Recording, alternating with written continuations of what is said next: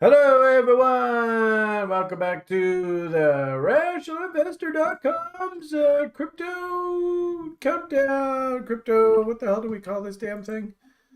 Over here we call it TRI's What the hell Crypto do we Top call this 100 damn thing? Review. Yeah, it looks like Over here we call it TRI's what the hell? Crypto. Yeah, there we go. Looks like we are doing our thing here. A couple people watching. I don't even know if we're going to have that many viewers. I kind of flaked out last week. My apologies, everyone. I can completely understand if we don't have that many viewers tonight. Also, too, we are going to be transferring over to doing these videos with Coinigy again, getting the old Bitcoin and altcoin trading talk shows up and running. Probably phase this show out. We didn't really get that many viewers anyway, so I don't think it's the end of the world. And if anything, this was a great opportunity for people like my co-host to cut their teeth in the broadcasting world, and I suppose get their sea legs. And if I understand correctly, I think Paul's basically got a whole full business running now off of this. So I suppose that worked very well in his favor. So way to go, Paul. I am joined here tonight. Actually, we don't have Paul. I don't know whether Paul's going to join us or not. He was saying that he enjoyed his sleeping in last week. So if he's off in Sleepy Land, I don't blame him. We have Ben on the call with me here tonight. Ben, how you doing this evening, sir? Good evening. Yeah, doing fantastic. Good, good. Yeah. Ben was telling me he's just finishing up the level 3 program. So now he's an options expert, right? Yeah. Yeah. Well, Got- that's got a lot predicated of on. reviews. I'm sorry. Got a lot of reviewing to do, and then a lot of paper trades. Yeah, that's of course, like you said, they're reviewing it. It's predicated on him passing the final exam. So, Yeah. and then if you are really jazzed about options, of course, Zach has his option spread course, little 3.5 for you to consider if options really rang your bell. Mm-hmm. Some people options really resonate with, others not so much. But anyway, so we might get Paul in here later on this evening. I have no idea. And by all means, if you want us to look at a name or two, feel free to post it in the chat room. As I said, the viewership's probably going to be pretty light. And actually, interestingly enough, I have no idea why. But today, with the after party show that we did at TRI following the public daily brief, I went through probably about a dozen or so cryptocurrencies, and fascinating. I mean, it's remarkable to see that the whole market is basically looks almost all the same. And I was just commenting to the group that at least it's nice to see people are asking if they should be buying names. This was the list. How many was it? 1, 2, 3, 4, 5, 6, 7, 8, 9, 10 names we went through in the after party club. And of course, we're all members of the National Association of W Lovers, as you can see on the screen. So a lot of names are looking very similar to Bitcoin, Ethereum. I mean, you almost pick up any sort of random cryptocurrency name, and they all look very similar. So, if you do want a whole bunch of crypto analysis, maybe consider joining the site. Of course, if you're already a member, then you're on there anyway. I see Adam's over there on the YouTube page all by your lonesome. Poor Adam. But if anything, that means you got undivided attention. You got both Ben and myself at your beck and call here for the next hour or two. I mentioned it to Ben earlier. I don't know if actually here, let's minimize that. I don't know whether it's going to happen or not, but it was weird. I had a call last night, our stock pickers club, and I did a Google Hangout with them, and it actually crashed after an hour. I should be on the Rational Investor, sort of our corporate page, and we pay a subscription. So the Hangout shouldn't die after an hour, but if it does, just be forewarned. And I guess I'll just have to quickly try and load up another one. So yeah, we'll play it by ear, see what happens. As I said, I think next Wednesday we're gonna try and do a pilot show for the Bitcoin and altcoin trading talk show with Coinigy. So if you happen to be watching these videos later on and you kind of like them, maybe consider watching the Bitcoin and altcoin trading talk, and we'll be working with the Coinigy boys again. So super excited about that. On balance, I think that the algorithm's basically telling us, I think, an accurate message. U.S. stock market still pointing up as sort of risk assets, still pointing higher. Haven't really broken down per se. Not really a stock market-y club here. But if we, just take a quick boo at the ES. We are technically in a shorting zone. Like, you should all be familiar with this image now. Reload zones. 78.6, I like to affectionately call this these days my BFF, or Brian's favorite fib. You could also call it your best friend forever. This is a fantastic level to consider trades. Of course, within the reload zone, and also too, you notice that there's a couple Foggenbaum levels up in here. And we basically just counter trend rallied right back up into the original topping pattern from back there at the beginning of February. So could this stock market be kind of running out of steam here a little bit? I kind of think so. As the algorithm was pointing higher, really didn't want to get in the way of this. And actually, we have some site members who simply use this as a if there's conflicting messages, in this case, ES is pointing up, but crypto top 30 is pointing down, it is not going to do anything. And vice versa, if ES was pointing down, crypto was pointing up, just not going to do anything. If everything's sort of in conjunction and all of these signals are all working together, very, very powerful message about the broader market. So stock market's pointing up, but we are now officially overbought above 80 here. And of course, you see what happened when crypto top 30 breadth got above 80 here. It took a little while for the teal to work its way up into overbought, but basically got up into that overbought. And the algorithm model, the trading plan that I'm following, that's just trading this algorithm right now, it basically just told me to hop there about the middle of I guess the middle of last month. Let's see, where do I have that somewhere on here? So many tabs, so many spreadsheets, drive it crazy. Here we are over here. So we come down to BTC algo. There we are. So this trade's been, or this algorithm's, I've been operating it since December. And you can see back there, middle to the end of March, we actually got a get the hell out signal. So that get the hell out signal on Bitcoin, that came in here.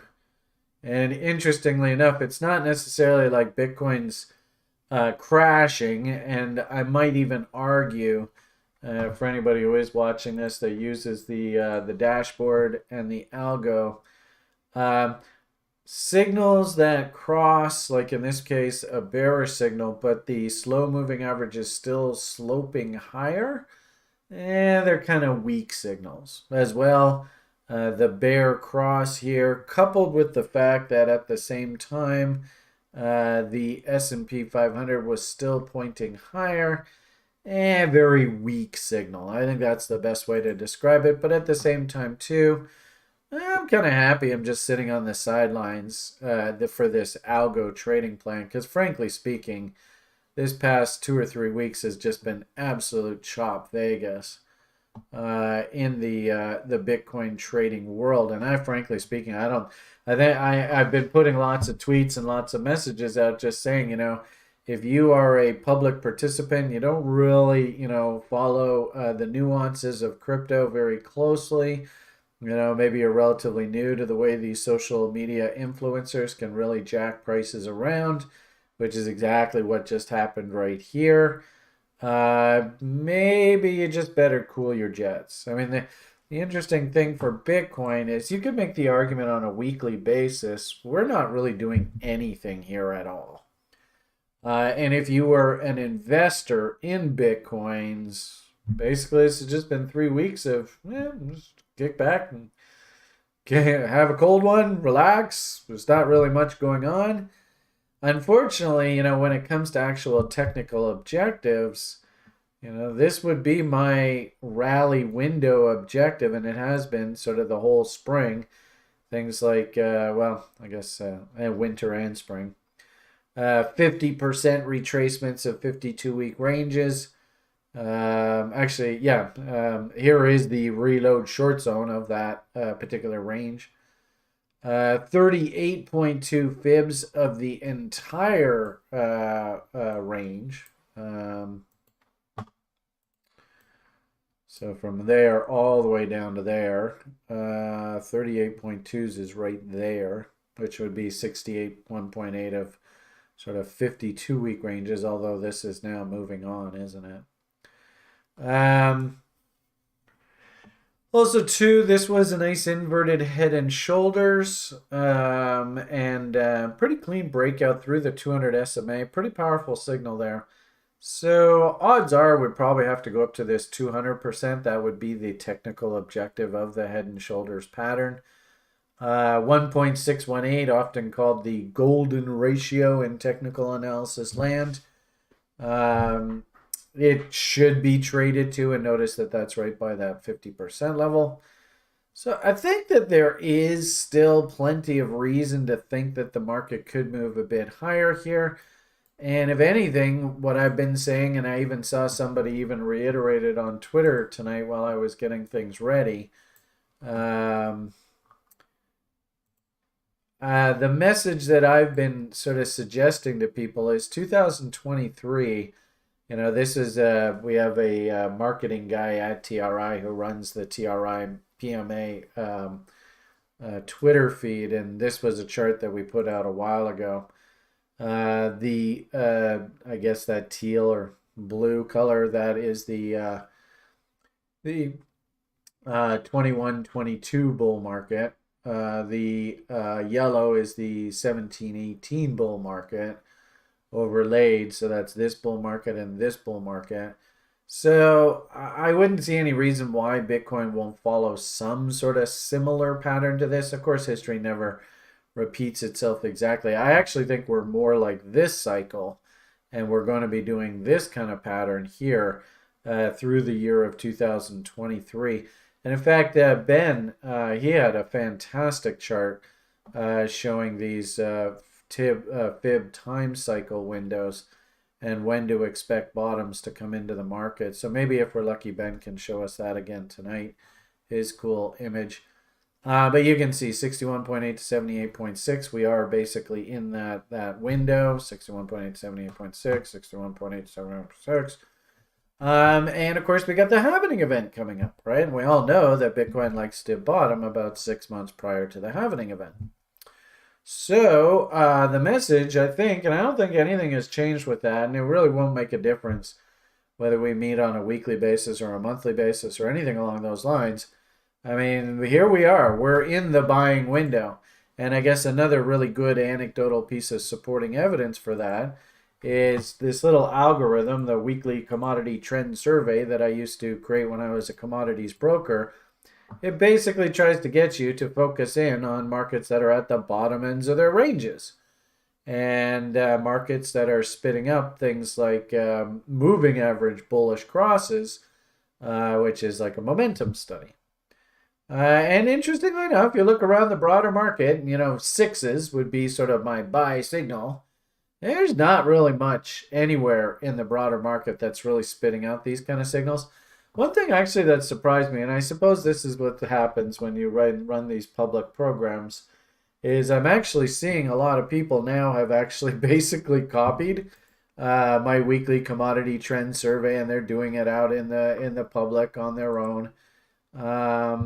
Here's this gentleman. He used to be a student of ours, and he basically created his own website through WordPress, and then he just mined the shit out of me to do this. Now he does it right across the whole stock market. Would appreciate it, Jonathan, if you could at least just give me a shout out or something on this. But anyway, interesting how and people following him are like, "Ooh, yeah, cool, sexy, awesome." So and interesting. There is one crypto name he likes right now here. This Bitfinex DVF USD. No idea what the heck it is. I suppose we could probably look at it. But the point here is this is it's a very simple model that is incredibly helpful. It just keeps you out of trouble. And it prevents you from chasing markets that are really not technically attractive.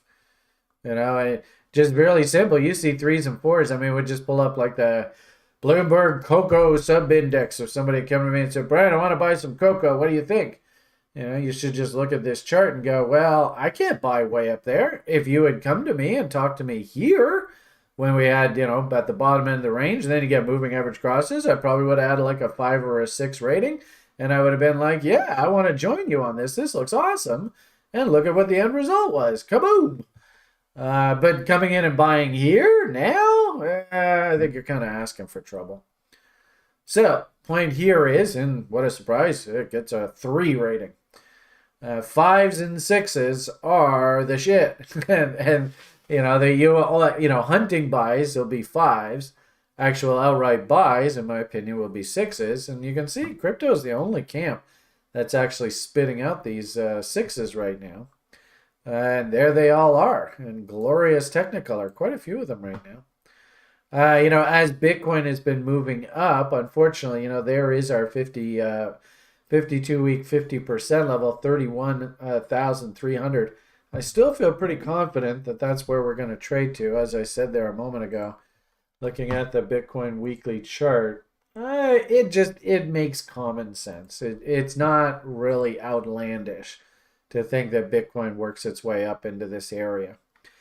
But at the same time, too, kind of like that cocoa chart, can you come in and just blindly buy that level there and looking to make this amount of money on that trade? And at the same time, too, you have to take, quite literally, you should risk to a break of the bottom. You have to risk that much money on the buy side. That's not a trade that I like. I always like to try and make sure, and if you're watching this for the first time, it's a very good rule of thumb. Just try and remember that you want to make sure that your average winner is bigger than your average loser. And if you set yourself up with taking trades with a winner side, this is your win, is substantially smaller than your potential loss if this thing rolls over and breaks down, where do you admit that you were wrong and get the hell out? Well, it's very tough to run a long-term profitable trading business with that kind of dynamic. In fact, it's a potion for disaster. And sadly, in a weird sort of way, this is how the public usually participates in the market. They don't really understand the context of where they're coming into a market. And as a result, you probably, if you've been watching this video for a long time, you probably remember, we had guys like Nick, who used to be my co-show host up in here. And when we started to break down, he was kind of like, I love working with you, Brian. You're sure never short on words. But I think I'm going to come back when the market's at the bottom end of the range. It's starting to spit out W's. Moving averages are crossing bullish, right? This is the exact opposite. And he's like, this is hard mode. I don't want to participate in the market in hard mode. I might argue that this is getting easier mode down here. And another easy way to see hard mode versus easy mode is, as I said, if you see a bunch of 5s and 6s, then it means that the fluff is taken out of the price. And just simple dead cat bounces, 50% rule tags, or what they call a return to the mean, those will all theoretically produce profitable trade setups. So, point here is a whole heck of a lot of fives and sixes in crypto. And the list that we were looking at through the daily brief today, basically it was just sort of like a reiteration of one after the other after the other. I mean, like this one here, don't go and buy this here. You're just asking for trouble chasing a name like that there. But this was the list that of those names I showed you that somebody asked me to look at. And you can see most of them. Bottom end of the range. Could we maybe work some stink bids down at the lows? I mean, you can see that. When I pulled these charts up, when people were asking, I was like, you know what? If it's nothing else I've got through to you, that now is actually a very good time to be paying attention and considering actually going and risking your money in the marketplace. There's a lot of money to be made in this space. And how ironic, because you can make the argument right now. In fact, actually, this is probably the best segue here. How do you read that line? There's no wrong way to read that line. And how you read this line really sort of, it kind of dictates how you're going to do in this world. A lot of people, of course, by definition, are pessimistic. And, you know, if you look at the way the 1% screws us over in our society, and, you know, they hype things up at the top of the market and get the public to come in and chase and buy up markets. And then, you know, they're holding and then they have to see this. And, of course, you know, it's very depressing. It might even, like, end marriages and stuff like that. It often does. So, you know, it wouldn't surprise me if a lot of people, especially now, they would say, well, I did buy here and now I've been absolutely destroyed. So opportunity is nowhere. This looks like crap. I might argue if you're patient and disciplined and wait for assets to come back down to bottom ends of ranges. And the irony of it all is that all this has done is just revisited previous lows. I might argue that, hey, now is the opportunity to start accumulating so that when these silly spikes that the public gets all excited about happen, you're selling into those rallies and, of course, making money from trading. So it's really just a question of your perspective, folks. And the irony of all of this is that when Brian's interested and Brian's excited, usually there's nobody watching these videos. And once all the viewers all start ramping up and, you know, everybody in the public's all talking about Lambos and getting rich in crypto, that's actually when Brian's like, well, you missed the opportunity. And if you buy now, you're kind of a chump, which is, it's kind of sad commentary on this business. And it is one of the reasons I think why the CME guys were kind of upset at me for going off on this crazy bent trying to change the world. And I am getting a little bit tired of this. But anyway, it is what it is. I'm on my crazy mission, so I will just keep on trying to make a positive difference in this world. Looks like a bit of red is coming in here, right? You know, when it comes to this image here, we have actually done some technical damage. You know, there was a social media influencer in the space that kind of messed around with the public a little bit the other day that generated this dump. And, you know, aside from the fact that he was just having fun and, you know, some games and, you know, probably also made some money on the market manipulation, it's a bad sign. It's not a good sign. I mean, the market itself, through price action itself, is speaking to us always. So the fact that this M has actually come in and been confirmed on an intrabar basis, intraday basis, this is a 4-hour chart, there is very important information about supply and demand contained in this price action. M's are M's are M's. They are important. This is 4 hours, so it's not like it's like doing major damage. Not a lot of sort of institutional players will be following the 4 hour chart. But something like the daily chart, this is going to start to show up. Where the hell's that? There it is. We've been talking a while about how this is basically a megaphone pattern. And as you can see, we've just been humming and hawing, just bumping along this upper line of the megaphone. And I had sort of painted out, and a really handy way to look at this is what are you supposed to think if you ever see the market smiling at you, right? This eye, and the happy face.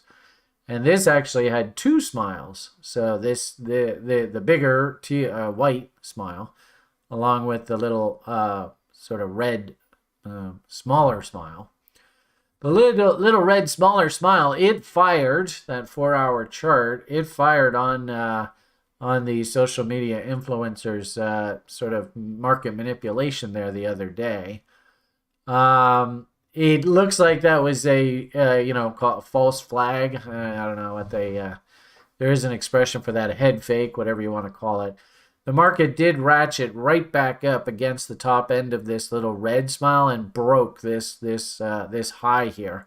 So I might argue for the time being that this little itty bitty smile has been taken away. But nonetheless, we have not gone up through these highs. So we are technically painting lower highs and lower lows. From a daily perspective, it's interesting. We have one site member who actually produced a really cool script that just spits out all the bull and bear divs on your charts, so you don't necessarily need to go through and look at them. You can clearly see how I've outlined these technical signals here. But OBV is spitting up potential bear div. MVI, not quite sure what that is. MFV, I think that's the money flow index. RSI, relative strength index.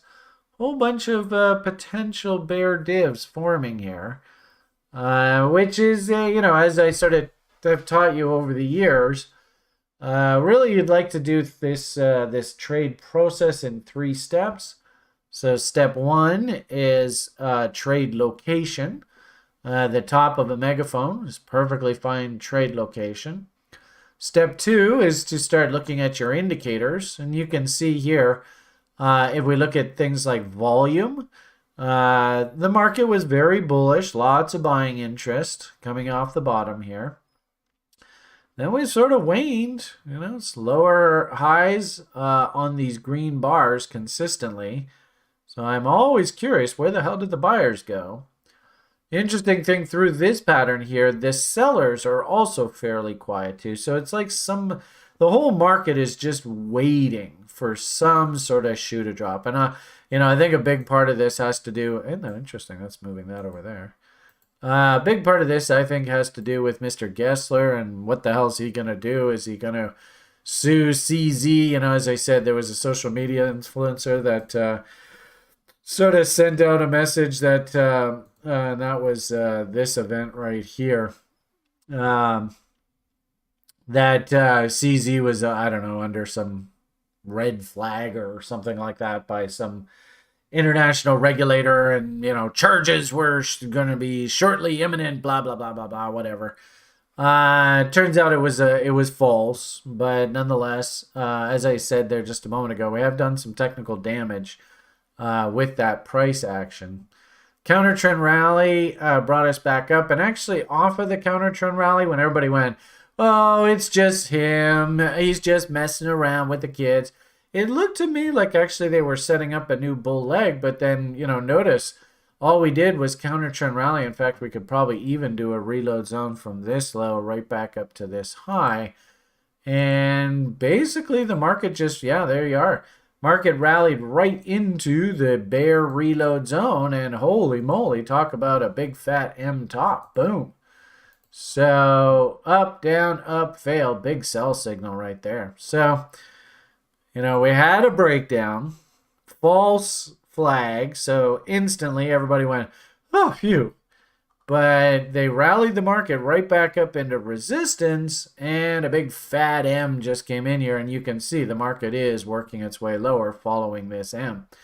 And in fact, in my old commodities trading days, this is actually how my trading plan was set up with that old prop firm that I used to work with. I suppose we can take this bullish bot level off the screen now. Where I would say in my trading plan that I had to submit to them, basically I'd say what I want to see is bearish structure. So boom, there's your bearish structure. We're probably going to work our way down, like I said, off the higher time frames. I actually kind of like the idea of maybe the market coming back and kissing the 200 SMA here. Benkoff check. We've got Mr. Benkoff here himself to talk about that later on, maybe. That would be 25,000 and change, somewhere in that area. So, we could just paint. I'll just do this really quickly. 25,000 somewhere, I don't know, let's say 26, just for argument's sake, down there. I guess we don't need this. So 50% rules would probably be somewhere, whoops. Let's try that again. Oh, interesting. Maybe I have to update this page. Oh, there we go. All right. Trying to view is a little slow. So down into here, I kind of like that. That does make sense as sort of like a halfway point of this trade. So I've got market structure. I could sell that M. There's nothing wrong with that. Basically, that trade would have just, and this actually is sort of like our very typical level 1 education program. Sell the double top. 50% level is your target. 3.4 to 1 risk reward. Not bad at all. I don't know whether maybe off of something like that. That looks like the M top, but maybe you could have gone off of there. And you would have actually been filled right on that tail there. But anyway, so 3 to 1 risk reward. It's not a bad trade setup. But me personally, my favorite trade setup is the trend continuation trade. So we've had this signal that indeed the market is broken. And now we'll do a bot setup. So we will say, oh, look how slow this is. Oh, remarkable. Maybe I wonder if I need to update or just refresh the browser. Look how slow. Look how long that took to actually fire, right? Anyway,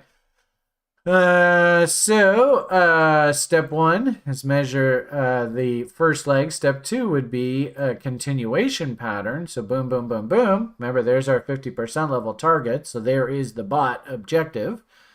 This might take a moment to load. Let's see. Oh, look at that. Loaded really quickly. And, of course, you can break this down. And as I said, this was actually the model that I used when I was a prop trader.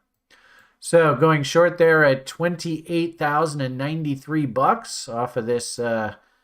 It's not bad. 1 high, 2 highs, double top breakdown. Probably front run the bot a little bit there. You might even wait for another rally up into moving average resistance to join the trade. Doesn't really matter. It's up to you, personal choice. We're looking for 27,400 here in the short term. This is a 30-minute chart. So this would be like your typical day trader kind of chart. Maybe swing, considering that Bitcoin moves. It can't happen overnight. But that's basically what I'm seeing right now. Now, should we go in and W here, that will break this bearish leaning here right now. But there's a lot of work that has to be done for that to happen. OBV has rolled over smartly here. MACD actually did have a confirmed bearish divergence, and all we've done is V-bottomed off of this low. If anything, we probably want to see the market go to new lows, take that low out, but MACD not go to new lows, then turn back up, and then we could start talking about bullish divergences, but we just don't have that just yet. Willie never did get stupidly oversold. So, and actually we counter trend rallied right back into the moving average resistance on the RSI. So put it all together, it feels like the bears got the ball again. And this is all contained. Remember, we're probably going to dip, wicks and tails like to Eden. Candle body lows for trade location. Remember, this is Mr. Social Media's sort of screwing with the public here. These big dump. I do, V bottoms should be tested by definition anyway. So do we get a nice little stab down into this 27.5 area to validate number one, the price objectives, and then number two, if this is actually a bottom, we should test this low. Wicks and tails like to be eaten. Candle body lows for trade location. Blah blah blah blah blah blah blah.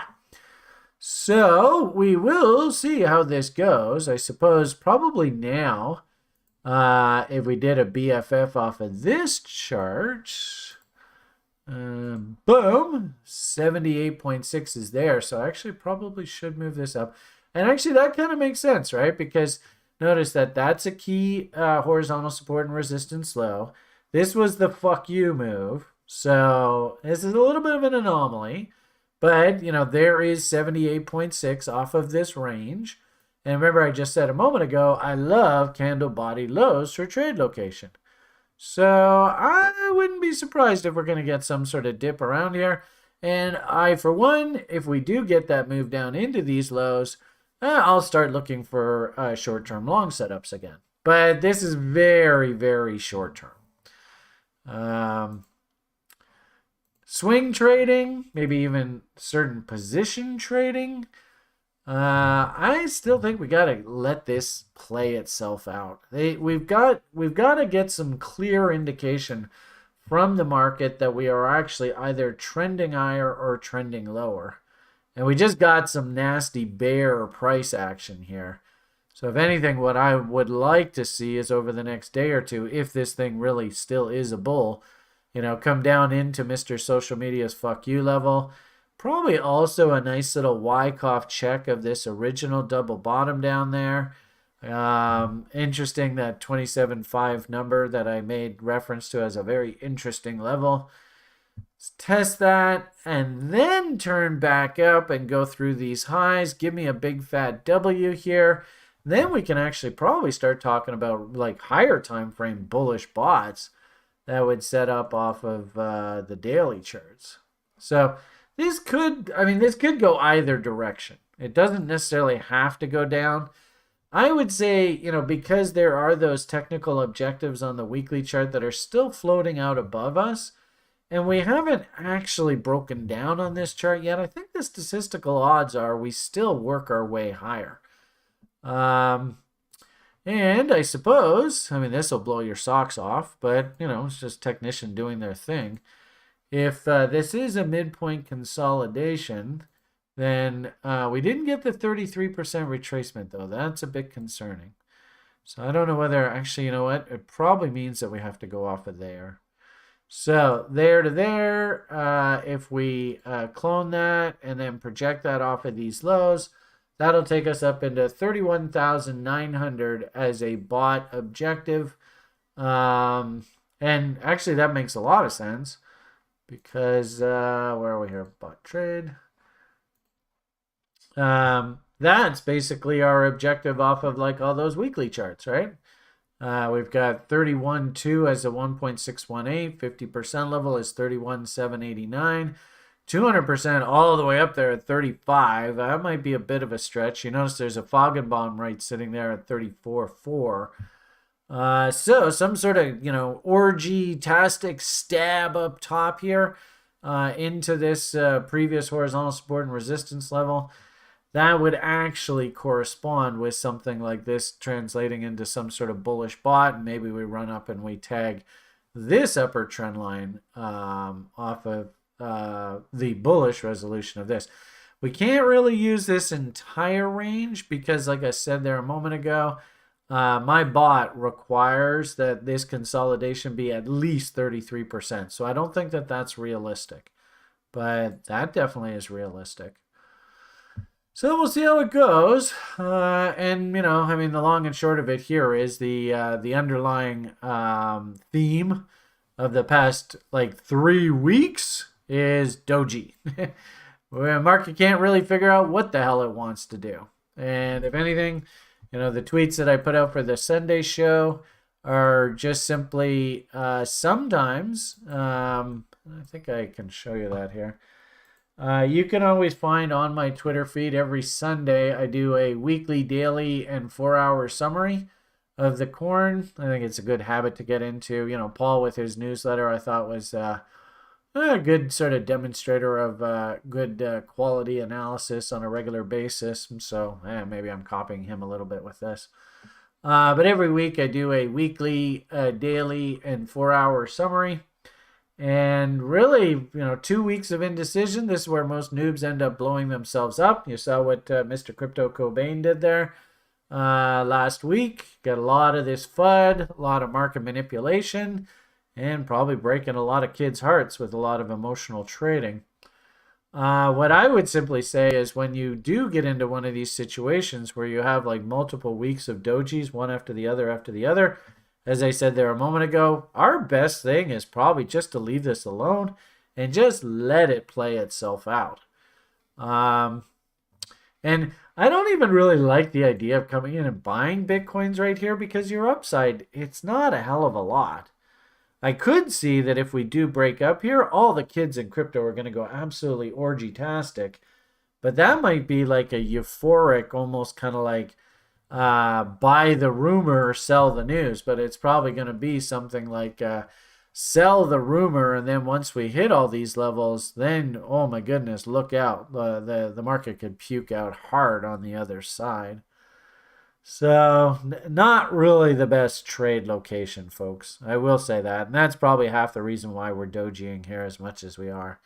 Is buyers are kind of reluctant to step in here. And sellers aren't really that aggressive. If anything, probably what we need is we need some sort of fundamental catalyst. SEC or something along those lines. So there's sort of your backdrop of the broader market. As I said today, and through this period where Bitcoin's sort of inching its way higher, there have been some absolutely incredible winners. Back in January there, of course, Fjord was all excited about his rendering services. And I mean, just on a percentage basis, what was this? If we'll do the zero line there. So that was like 3x on your money. Not bad if you could have stepped in off of the zero level here.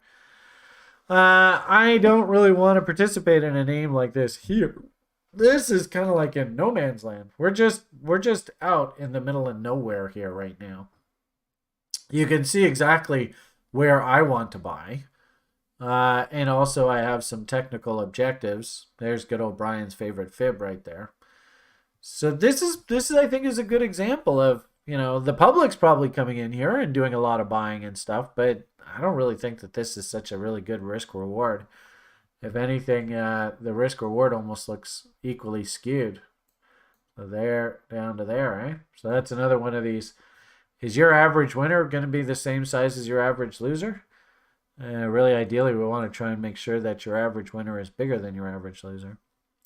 So I don't really like the look of those kind of markets anymore. I'm also getting a little concerned that Ethereum now, interesting how we banged into this high to low trend line here. And if I understand correctly, Ethereum's coming out with their big fundamental event here pretty soon. So, once that event has happened, I'd be a little bit leery about a hell of a lot more upside following that event. Ben, you've been following that Shanghai event thing recently? No. Okay. Sorry. That makes that easy.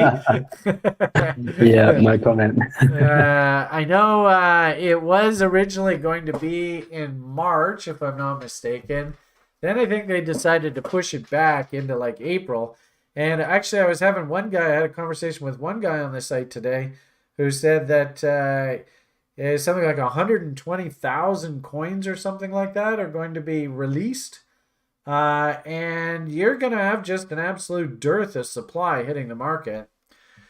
It's not really like I have any sell signals here per se, but our rule, of course, as always, is we should expect 38.2 bounces, if you will, at any given point in time. So we're working our way up there. We also have this bull ABCD that's painting a nice objective up here as well. So I could see the market move higher, but what is that? From 1900 roughly. Yeah, let's say we got ourselves up to 2400. That's $500. 1900 is about what, 25, 30% maybe? You know me, I like to bang out the doubles. So I'd be the type of guy where I'd want to be trying to come in here at around 1200. Look at that beautiful bottom right there at 1240. And if it does get up to 2400 or this ABCD, then I'd be banging out doubles. But coming in and buying here right now, I suppose you could argue, hey, Brian, all these moving averages, they look like really good support. And of course, Benkoff, he's sitting there. He'll buy on any kind of, test of support into these moving average support windows, into these key lows, into that key high. So I'm going to buy here, and I will risk to a break of this level down in here. Okay. But just remember, that's a trade. And, at best, trade setups I find work, if you're really, really good, like 70, 80% of the time. So the question ultimately is, if this turns into one of those 20, 30% of the time, are you actually going to be able to act? And a lot of people that are new to trading, they just can't act. And they end up riding this thing all the way back down. So you're going to have to make a decision about that on your own, right? That's all up to you and your trading plan and how mature of a trader you are. If you're just thinking, I'm going to come in and no brainer, just buy this market, we're at the bottom end range, this should be fairly stress-free. No, I don't think so. I definitely think into sort of the end of the year, tax loss selling window. I was barking about on social media, get your shit together, get all your plans together, get your money together, because this was the opportunity. Now, not so much. So try and understand that, okay? All right. See, there's actually a few people over on YouTube now. Let's see what you guys are saying over there. Good evening. Hello, Adam. I don't want to hear about no Doge. I am long. I did, I guess we're going to have to, Tomo. We don't have any choice. You made me do it. Just kidding. 78.6s, original W's. You know where Brian's long. This doesn't really look too compelling one way or the other. I could very easily see Allen bring his coin right back down against these lows here. So I don't think you've really missed anything. If anything, it's good to see higher highs and higher lows. That's encouraging. Don't get me wrong. And low, higher low, higher low, higher low, higher low, higher low. Maybe, I don't know. That's tough to see there. Probably if we go, this is a 2-day chart. So if we just go, maybe, I don't know, like a weekly chart. Brian, actually interesting. We actually had the moving averages cross back bearish here. So we've kind of come out of the, hey, this thing's really uppy. It's perky. Now it's sort of like, well, we're at the bottom end of the range. It's trying to W. Let's see if this thing's for real. That's probably the way that I would look at it right now. And of course, if the whole damn market melts down here because Bitcoin falls out of bed, you probably see something like this come back down and flirt with these lows again. So just be aware of that, everybody. I don't know whether you guys, I don't know whether you buy into it or not. But it's going to take me half an hour to find this. Maybe if I look under media, I might find it a little faster. I still think 2023 is going to be a year that looks like, can I stretch this out? Oh, goodness, what's in here somewhere? Actually, it does a really, really good job of summarizing everything that I talk about fundamentally and stuff in the market is Josh with the TRI blog. It's just such a good job. Let's see if I can show it to you. And you guys all know exactly when I pull this up, you're going to go, oh, yeah, you're always talking about this. Where are you? You're in here somewhere. Gee whiz, I sure do tweet out a heck of a lot of garbage here. Oh, moly. Somewhere in all this mess. Oh, come on. Gee whiz. How far is it? Maybe I should learn how to use those hashtags. Hey, there we go. So I still think that the year is going to look something along these lines. Are we in here? I don't think. Maybe we're over here now. Could be. Um, uh, we have, of course, now the previous leader of the United States of America is criminally charged. So that case is now going to probably dominate the public's attention for probably about the next 6-8 months. It's kind of an odd lawsuit. And ironically enough, him actually paying the lady money actually is not a crime. So it's not the payment to her that's the crime.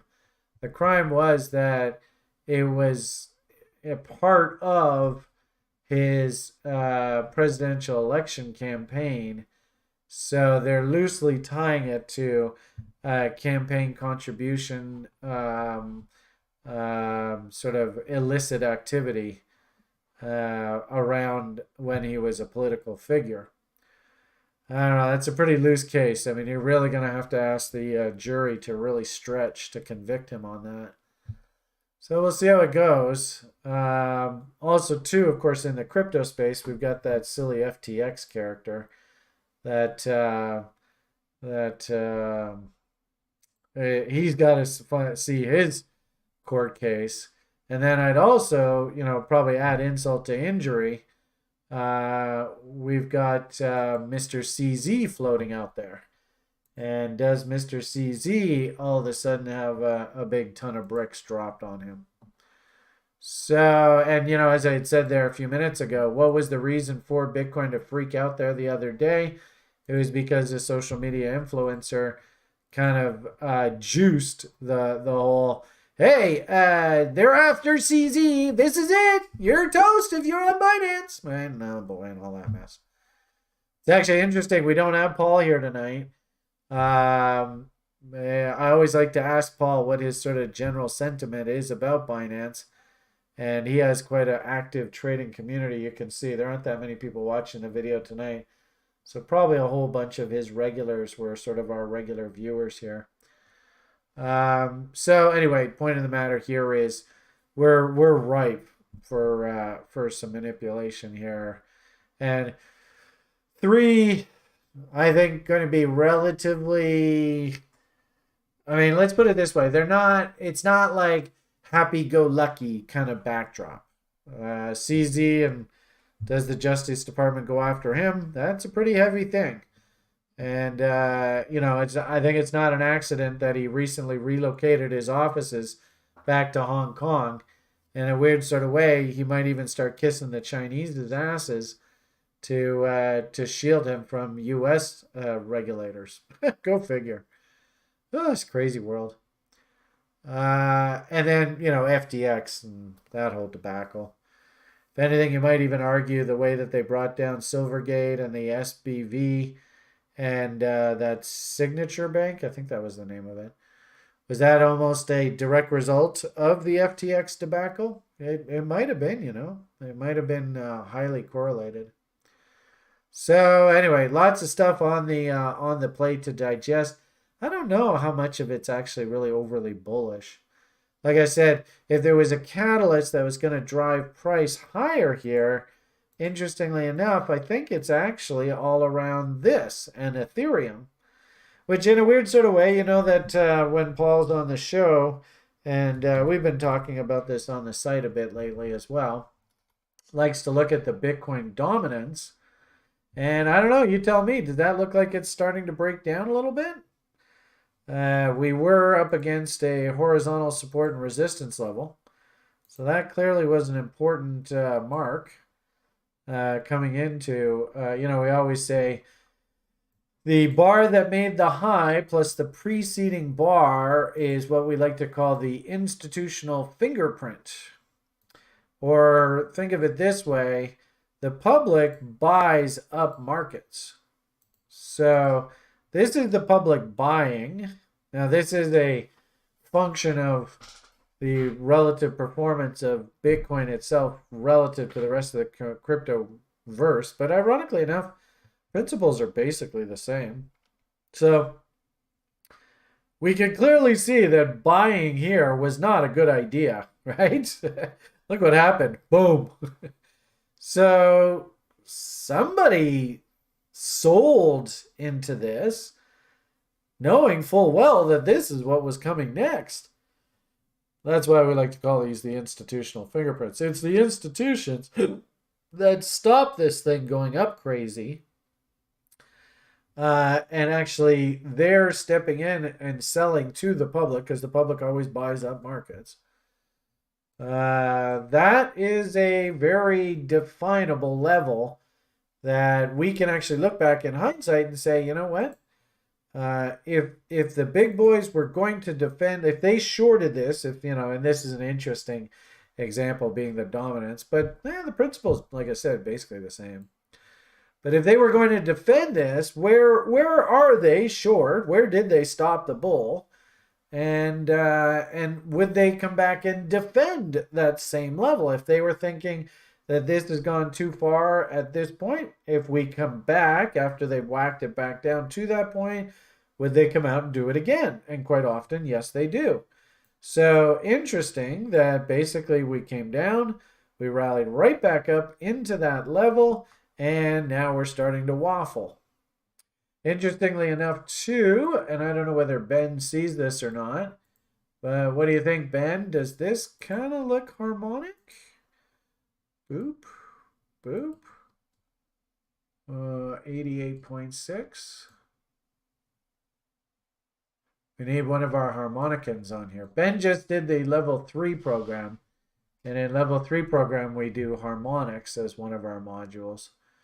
That looks awfully close, eh? I don't know. What do you think, Ben? Does that appeal to you at all? Yeah, I mean it looks quite close. I'm by no means a an expert, but yeah, well spotted. Yeah, something along those lines. So, just for illustration purposes, let's see. How can I show you this? In the library, we have our cheat sheets, our harmonic pattern cheat sheet, and I'm specifically talking about this pattern, the bat pattern. So you can see bat pattern. Let's see how we do this. There it is there. Right there. Although I don't know. There we go. The bat. So this is a bullish bat, but this is a bearish bat. So fascinating.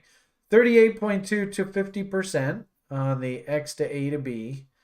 We come down and we test the point A. Deeply, it could be as low as 38.2, but it can also be as deep as 88.6.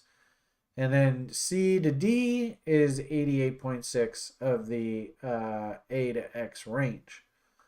So try and, in fact, here, why don't we just even go like this? Go like that, and we'll go like that, and we'll go like that, and we'll go like that, and we'll go like that. What do you think? It's not bad, eh? There's 88.6. Oh, Brian got 88.5. Oh, it was close. So, I guess the way, look at that, I can go 5 and 7, but it won't go 6. It drives you nuts when it does that. Anyway, so that's pretty legit as far as I'm concerned. Too legit to quit. Now, this would be trade location. Remember our 3-step setup is fantastic listening to Grim talk about this. Grim came on Friday and did a really nice presentation talking about prop trading and how he uses the 3-step setup for most of his prop trading. So at this stage, what we want to find out next, step 2 is, of course, we want to see indicator confirmation. Since we made a higher high here, what do you think the odds are that that was maybe on a momentum divergence? Oh, wow. It definitely was on a volume divergence. A little bit of a RSI. What's that high there? 78.67, 77, 77. So it's on an RSI divergence. And, oh boy, Willie is very, very stupid up top here. So I think you have indicator confirmation So I don't know. You tell me. Hey, there's Grim. Grim says he just talked to Chris about joining you next Friday too. Well, man, everybody was like, "We want Grim. Get rid of that Beamish guy. That guy's fucking full of hot air. We want Grim. We want." I was like, "We want Grim. We want Grim." Grim's our level 1 instructor. He's over there in the chat room there on YouTube as we speak right now. And yes, you are much beloved at TRI, sir. Thank you very much for your participation on the site. I mean, you're basically part of the site. If you're as part of the much of this place as I am, that's for sure. Anyway, so what's the third ingredient? So we talked that, I mean, it's funny how we're doing this off the dominance, but I think it's perfectly legit. So number one, we want location. In this particular case, I think you can make a pretty good case for a harmonic trade location. In fact, actually, this would be interesting, and this is a softball question for you, Ben. I sure hope you don't get this wrong. What do we call this point D here for trade location purposes? Uh-oh. A PRZ. Thank you. Well done. Yeah, see, now that's money well spent. And PRZ stands for potential reversal zone. So we definitely have location. We just looked at the indicators, and we can say that we have indicator confirmation. And why don't we go with the RSI diff? Because you guys love RSI so much. It's perfectly fine. The final ingredient here is what do we need to justify actually taking a trade? Oh, and actually even gave you part of the answer right there. Anyone? Anyone? Who can help me over there on YouTube? Hey, we got 15 people watching us. Woohoo! Wow, I've been blabbing away here for an hour. Oh, sorry. All right, I guess I'll move on. Anyway, this isn't a bad little tutorial here for you, so I think this is worth your while. So the final thing that we really should see here is some sort of, thank you, Adam, market structure to frame the actual risk on the trade. And it's actually interesting looking at this because I think you can make the argument that we put in a little bit of a fractal top. But notice, look how the prices come down and just banged right up against the 13 EMA. This is one of the main reasons why I like using the 13 EMA is it kind of keeps you honest. Like you don't really want to take a short here now. But if we could, nice and politely please, have a nice M come in and that moving average slices through and you get a nice failure like that, that would be beautiful market structure to use to take that trade. It's actually very pretty. So let's see how this develops. In fact, actually, I'd probably say if there was a theme for tonight's broadcast, I think that's probably it. I'm going to post that in the daily brief request room. So maybe I'll just get into a habit when I do charts on these public videos and stuff, just so I don't clog the lounge up. I'll throw these charts in the DB request room. And if you want them, you should be able to find them in there. Probably also, too, do we want to throw this into the app? Is there any value in doing that, Ben? What do you think?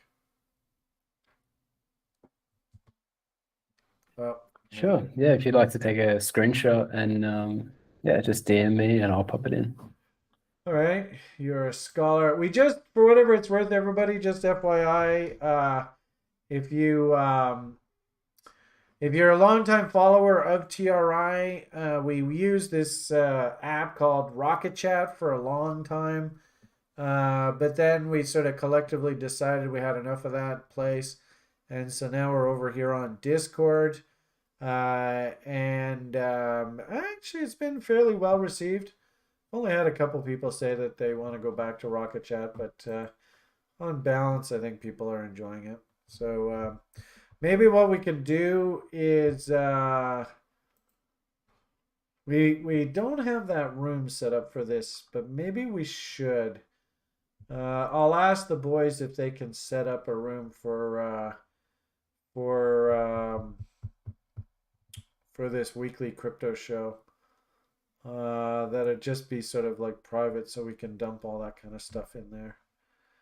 Anyway, okay, so there you go. You had a nice little tutorial there for you this evening. So, and also too, considering our conversation about things like ETH and Shanghai coming up here, the fact that ETH is actually moving to new highs, moving higher here. Interesting how I was thinking on this particular chart. I was thinking megaphone, but they are blasting it to new highs. When is that Shanghai event? My hunch is kind of like what you've seen here, that we kind of make a pattern of a few higher highs, but it's on divergence. Then the fundamental event happens, and then this thing comes back down to earth as well. So it just feels like we're kind of approaching the end of this seasonal move. Also, too, remember sell in May and walk away. If you ever watch any of our daily briefs, the show sort of director slash co-host with me, Chris, his birthday happens to be the same day as mine, which is very rare. The only person I've ever known who had the same birthday as me. We often blame Chris why crypto breaks down because it's Chris's birthday. That's the problem, not me. I never do anything bad, right? Whatever. All right. Okay. So that's sort of my spiel here for you this evening. Ironically enough, the major message I think tonight is just Bitcoin's just going sideways. And we really probably shouldn't make any grand conclusions until we actually see some sort of resolution of all this sideways action here. Market's just kind of stuck right now. You might even find that this thing just continues on sideways as Ethereum does that whole Shanghai fundamental event. And that's what causes the dominance to come back down to earth. I will say the final thing, and then we'll get into your sort of requests if you want me to look at anything in particular. These altcoins, oh man, well, some of them have just been absolutely on fire. So I can understand why the broader market was doing relatively well. If you have names that look like that. Actually, it was kind of funny. The boys put together a short for YouTube, I guess kind of like TikTok kind of videos on this, and we did one on this where, I mean, gee whiz, that's 10x off of the lows. That's a hell of a move. So nobody tell you can't, there isn't money to be made in this space. There's lots of money to be made. You just got to be diversified. I mean, if you can, if you have some magic crystal ball that tells you exactly which ones are going to go 10x, awesome. Most of these names, when they do rally, kind of like this one, you get maybe one or two doubles out and you're feeling pretty good. Every once in a while, you get one of these that goes absolutely insane. But I would just just on balance say that there's been quite a bit of money to be made here in this space, and I still think maybe price is getting a little ahead of itself in some of these names. Like I can't buy that now, but I think I still will reiterate the general message is the market is at the bottom end of its trading range.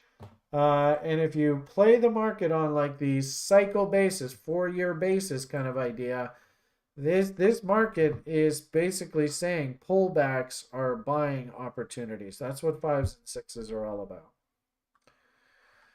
All right. Did you want to add anything in particular, Ben? Did you want to take a look at Litecoin or anything? Give any comment on that, or what are you thinking tonight?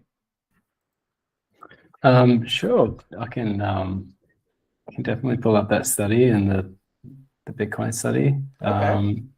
Yeah. All right. Cool. So let's bring Ben in here to talk a little TA.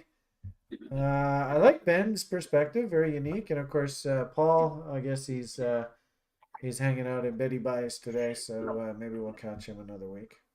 Yeah, he might still join us. Who knows? All right. So I will stop presenting. Okay. Boom. I am recording this page, so I think what I need to do is we will go over to OBS and we will move over to the Hangout page. which I think is that one. All right. So your screen sharing, my screen share, your screen, my screen, your screen. It goes on indefinitely. All right, cool. So there you go. Awesome. Yep, you've got There it. we go. Okay. So this is that Bitcoin dominance chart again. Okay. Let me just see if I can maximize this window here. Whoops, not that one. Oops. It's never a good sign when you're doing these shows and somebody just goes, oops. Let's try this again. Okay, that one. Hey, there we go. Okay, so sorry, folks. I can't really get it any bigger because I'm showing you Ben's screen on the Hangouts. Just it is what it is. All right, go for it, sir. Yeah. All right, cool. So yeah, kind of, I guess aligning with that that same logic. This is a study that we've looked at a few times of this parallel channel on the Bitcoin dominance, suggesting that perhaps we might be reaching some kind of a point of altcoins outperforming. So this is that sine wave that we did. Yeah, it's really struggling at the top of this channel, right? I think it's hitting a bit of resistance and looks like it could be turning over here. So with that, this is that little study of just using the GAN going 0 to 1 to 1.5, kind of giving an idea of where we might expect it to in time to kind of stop going down. And yeah, I think that's worked fairly good over the last couple of instances. So yeah, my expectation is that perhaps if this does roll over and continue to confirm, we do have a little bit of a confirmed M here, but yeah, around about end of June, we could kind of see this the altcoins cool off a bit, and that makes sense with the Litecoin study as well that we've been watching. So that's this guy over here. Pull this up. It's a little bit of a mess. We'll put this on the logarithmic chart. That's how we've been watching it. But same. It's still chugging away, working its way up towards this resistance of the this overall massive trend resistance that'll come into play around here somewhere, and then obviously the dump chaser zone of the entire range, and then also the resolution of perhaps the top of this upwards parallel channel that seems to be continuing to be respected week after week. So yeah, it is a huge range. I mean, even if this did roll over and drop here, you know, that could be a 20% almost drop coming down here, and we could still have a W, and it's a lot of chop at the moment, so it might not be straight up into there, but until this is invalidated, I'm thinking altcoins should be in a happy place, given that this is a historical point in time where cyclically it's a nice season for altcoins. So yeah, that's the Litecoin study. Did you have any questions about that, Brian, or have you had a look at? Yeah, just looks like it's just slow and steady wins the race, eh? yeah. I mean, it's right in the middle there, so it's nothing super exciting, but yeah, and still doing unfortunately, its thing. this is kind of the same thing as Bitcoin and really, I guess, Ethereum now and stuff. It's awfully tough to buy something like that right there, eh? Yeah, So, yeah, but I mean, maybe a bit of hoping. This is the the total crypto cap minus Bitcoin. This is another study that I'd been kind of working on. Did you ever see Shark Toshi? He retweeted some ship captain guy was like, crypto's gonna hit a market cap of $7 trillion by July. Yeah, I do remember you talking about that. So have you got the same target?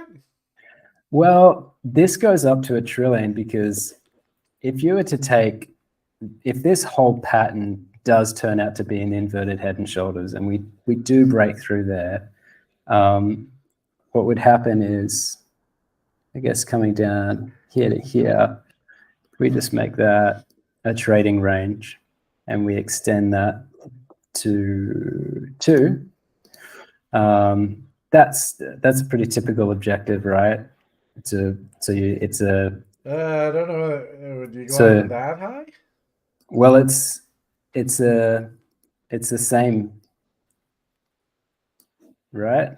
See, I like the inverted if head it- and shoulders that's off of that. Like, yeah, that bottom one down there. But So this one here, so that whole extension would take you up to about there, which is, I mean, it would make sense that, I mean, this is, I don't know if this is a regular, yeah, this is a regular looking chart. It's not a logarithmic. But yeah, that would make sense being a nice big fat round number. If this did break out and things went crazy and we just had 2 weeks of absolute insanity, and then where's the Litecoin halving event on that time scale? it's right here. That's Wow. the, and then oh no, sorry, that's the Litecoin halving, and then this is around about when it usually stalls out, about 7 weeks. So there's the 49 days. Yeah, prior I seem to remember back in 2015, that. if you look at the Litecoin, 2015, Litecoin price went like parabolic about a month or so ahead of the halving event, just straight up. Right. And there was a guy in China who was running a Ponzi scheme using Litecoin. Okay. It went from like $3 up to like $9, $10, if I'm not mistaken. Yeah. Okay. So, Yeah. So that's if the bullish. if the case. altcoins do that, then how much would the total market cap be if you included Bitcoin in that, I wonder? Yeah, that's a good question. So I guess, yeah, what's the current Bitcoin market cap? Is that just total one? Is that how it works? This is total 2, so Yeah, it's that's total 2. everything excluding Bitcoin. So I think it topped out around, yeah, there you go, 1.7. So it still would be, yeah, it's not like near what it was at the peak, but the old high in like November 2021 was $3 trillion. Of the entire crypto. That's just total, right? Total, yeah. Total. Okay. I don't know where that guy came up with $7 trillion. That seems a little aggressive. That's great. That's all the way. There is a nice inverted head and shoulders on the total, though, so that's kind of interesting. Yeah, so I'm just keeping an eye on it and seeing if that gets. I mean, if this one here gets validated and breaks out, and then I don't know if that whole big one comes into play. If we break out the resistance there, there's not a lot happening in here, right? So I don't imagine there's a lot holding the price down if we do kind of break into that space there until we kind of hit all of this looking left over here. Yeah, see, I do like on the total that look left kind of idea and coming into all those cluster of lows and stuff where your target is there. On the total entirely, the market cap, it's 1.7 trillion. So does that mean that Bitcoin maybe just because what's Bitcoin's market cap now? Should we go have a look? Where do we go? Was it CoinGecko or something like that? CoinGecko. Right? The Bitcoin market cap right now is 542 billion. So I guess that would mean that maybe Bitcoin goes up 25%, 30% or so, right up to Okay. 750. I guess that would make sense. Anyway, So yeah, so a bit of hopium there. But yeah, who knows? This might be a fake out. But at this point, I'm still expecting that we're in kind of that dead cat bounce sort of phase, and um, come the other side of this, whether we come down to this trend line here, this is and we make a big W, or we do the scenario where we do have that kind of Wyckoff kind of accumulation phase and we don't go up here. That's also a potential, and yeah, um, or we lose that and we go down to new lows, or but at the I find moment it kind of just interesting. sneaking Do that do dead you cat ever bounce. do you ever follow? Well, this is total and stuff. Like Shane's cost of production study on Bitcoin. I was quite surprised at how like things like I think they what do they call it? The difficulty. It's actually Mm-hmm. zooming up quite a bit here. Okay. Where is the cost of production? It's a really cool, and it still seems to be totally valid today. The Mm-hmm. only problem is I gotta find it here. There it is. So this was done in March of 2020. I suppose you could probably, if you feel like it. Throw it on the Bitcoin chart.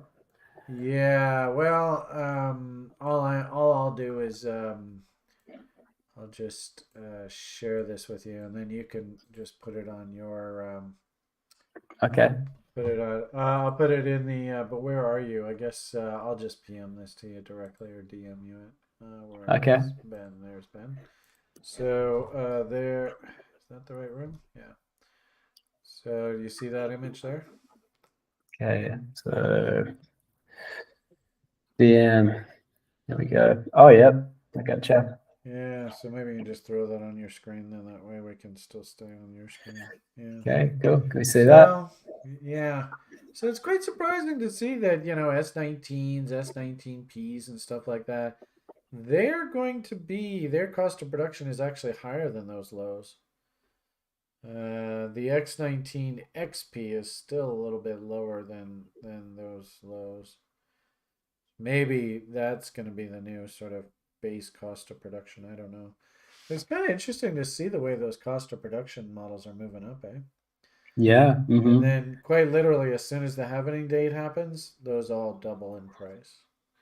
Wow. So it's quite Okay. remarkable. Like if you actually see the last cycle, I was really curious as to how this study was going to play out.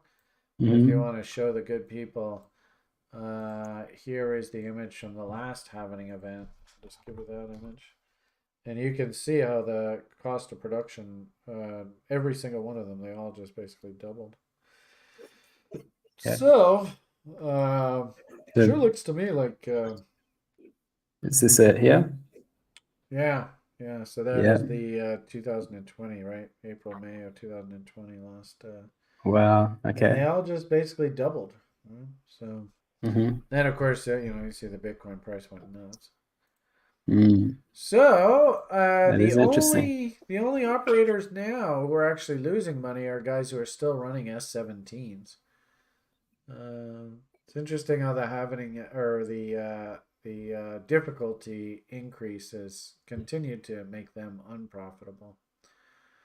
But S19s, S19 Ps, as I said, both of those, if you go back to the current real time chart, um, they're actually above those $15,000 lows. That surprised me.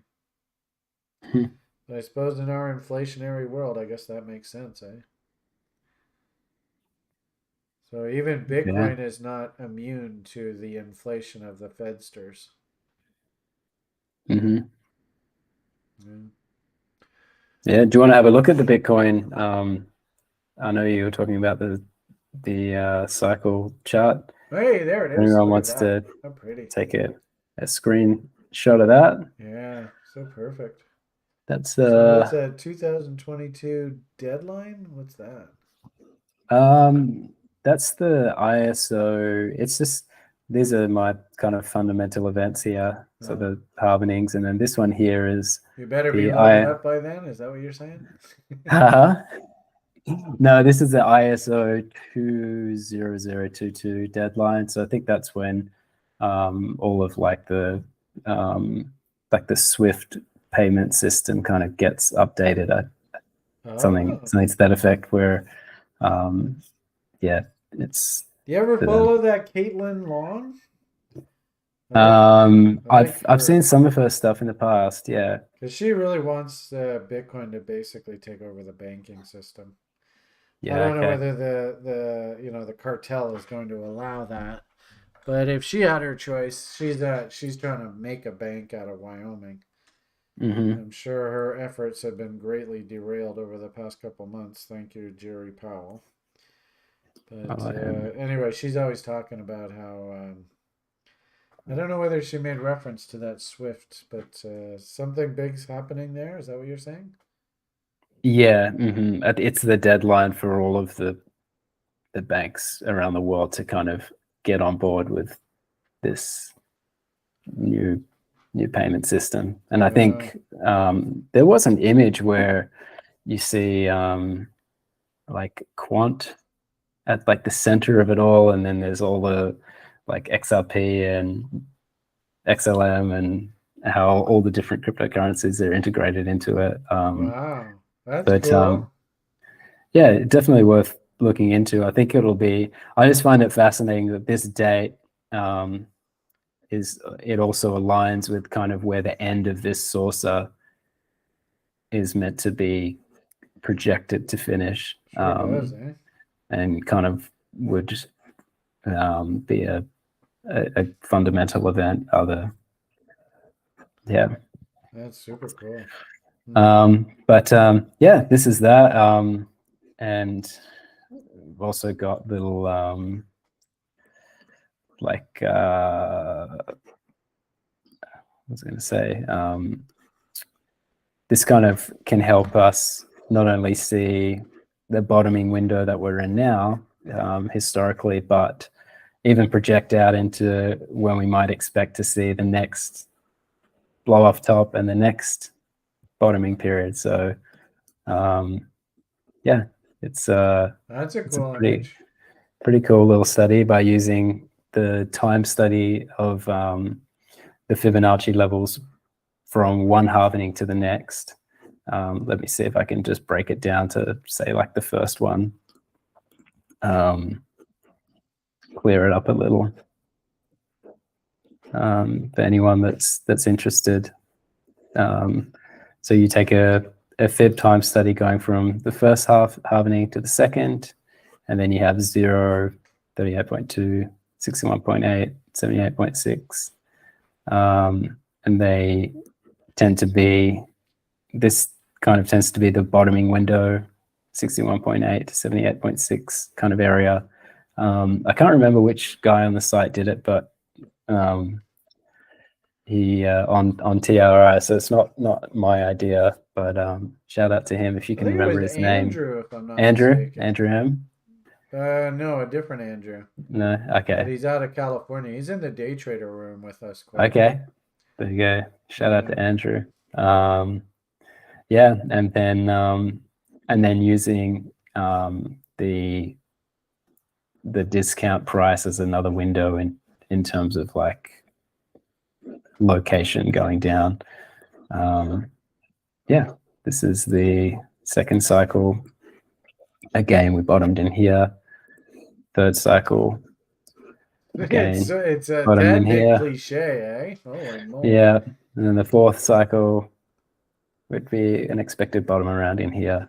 So you're If, calling for what does that say? there we go. 108,000 top? That's what your projection is? Yeah, so the way that I'm kind of doing this is taking the like a foggy extension Yeah. from the bottom. And what's interesting is that around about this 36.18 is an important discount level. It's halfway between 0 and 72.36. And it seems that the Fuggenbaum level kind of lines up with that Okay. level. So going on to each of the next cycles. So that's the first one. So the price is around about $20,000. 36.18 discount lines up with that Fuggenbaum extension. Well, it's interesting because 13,000, everybody said that that was the official breakdown point of Bitcoin. So it's Right. interesting how Okay. your 877 was like, what, 12,900 or something like that. Mm-hmm.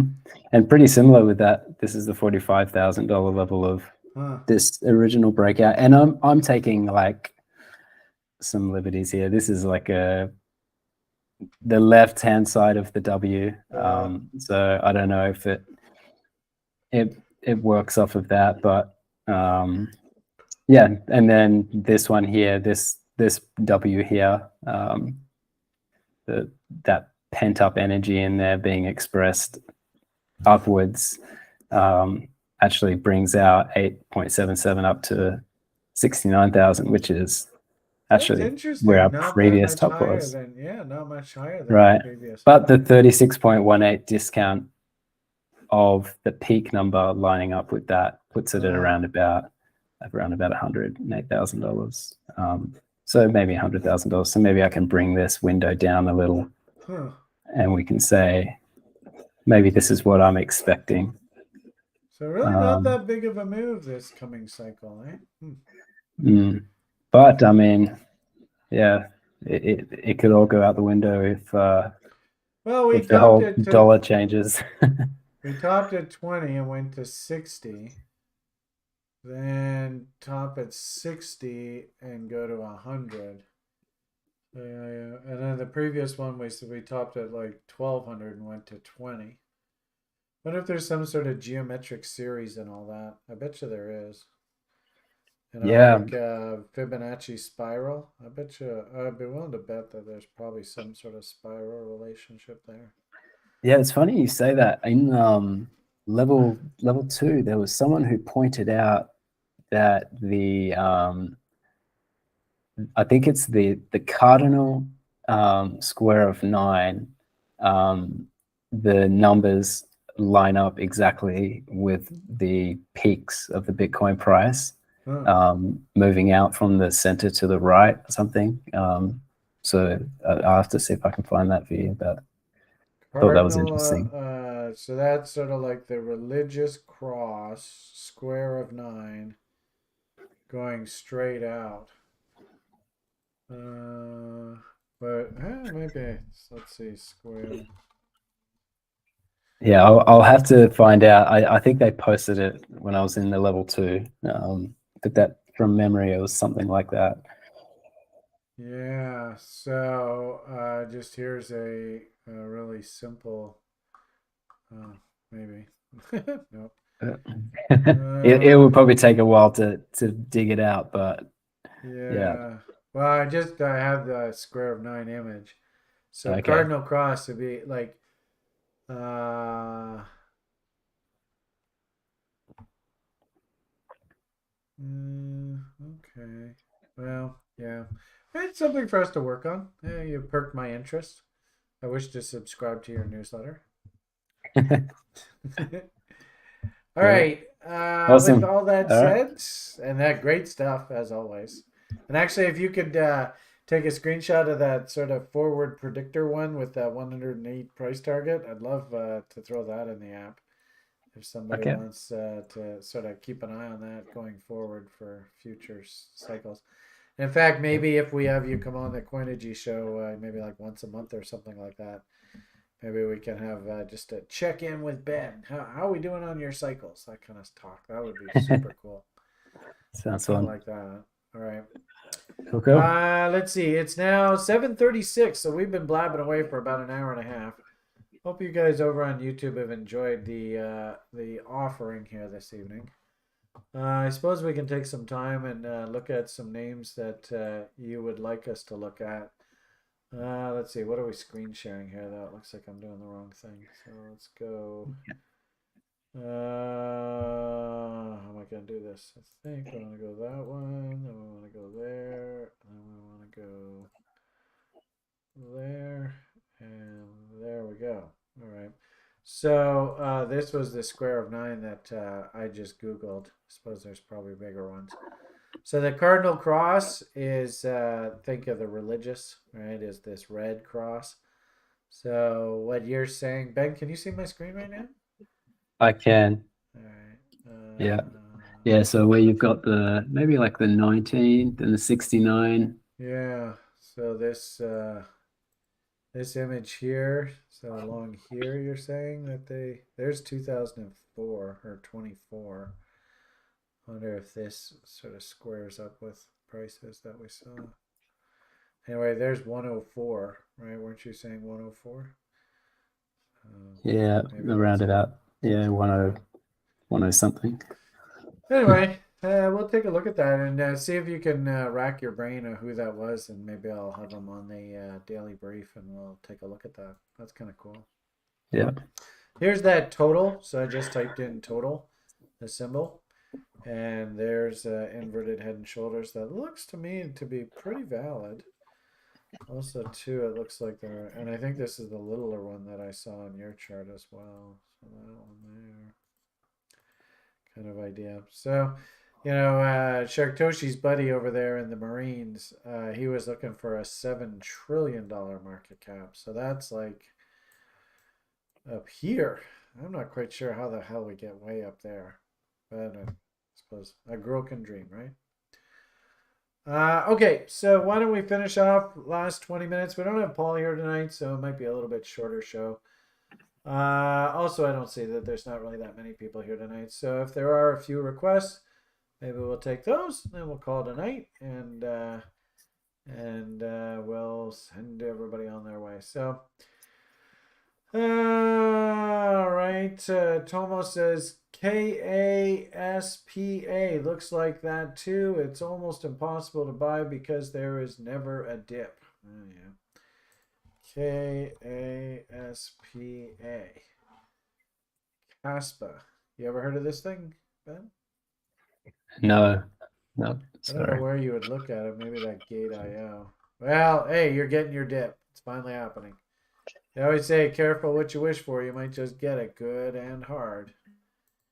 So here comes the dip. Actually, interesting, my love affair of the 13 EMA. So you can see why I like 13 EMAs.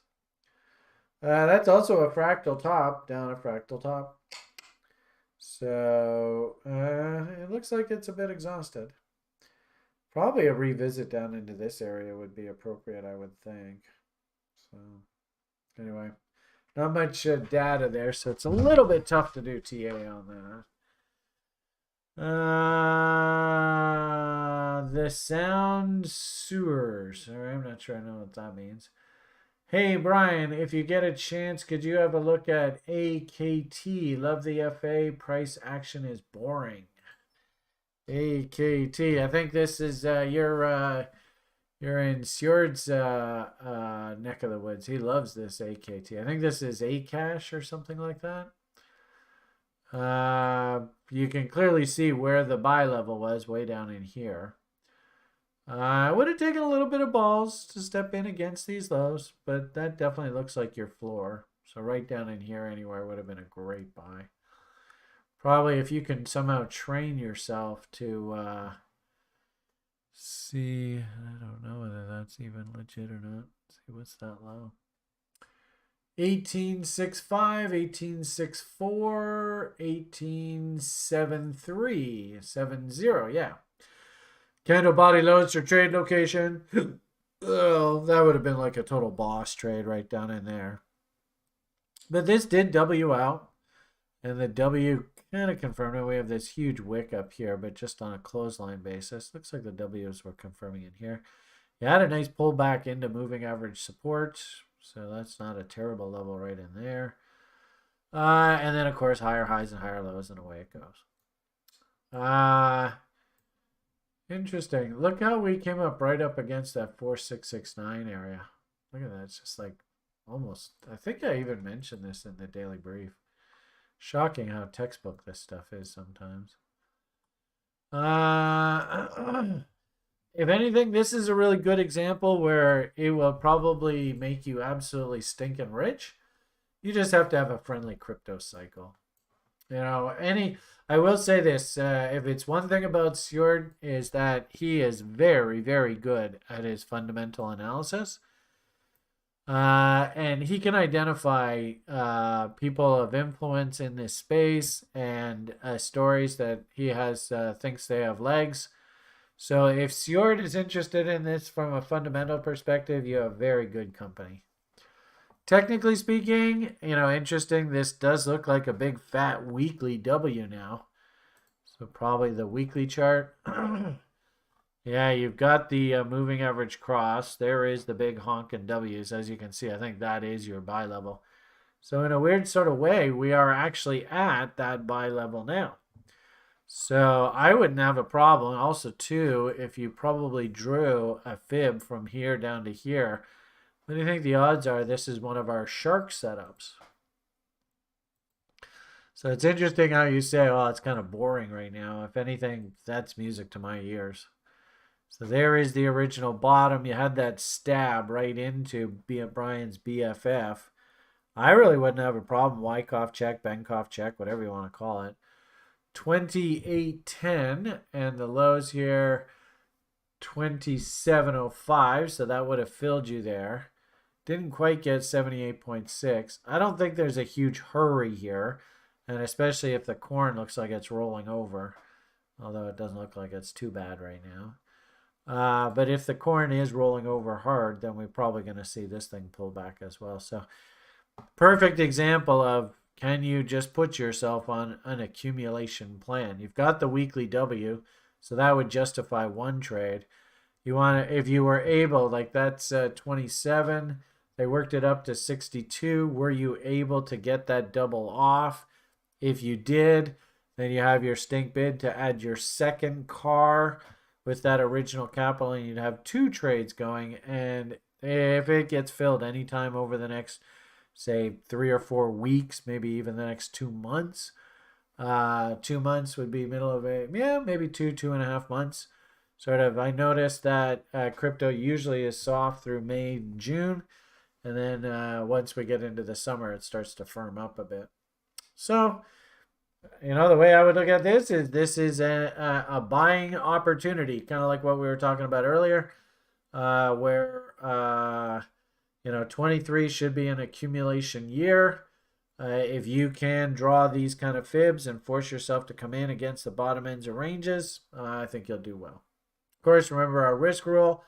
Don't risk more than 5% of your stake on any one single idea. And then if it does not work, then at least you're not toast.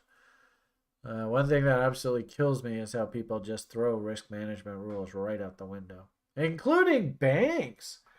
Right? We've actually found out just over the past month or two that a lot of these banks didn't follow good risk management. So it's not like all of us in the public are alone.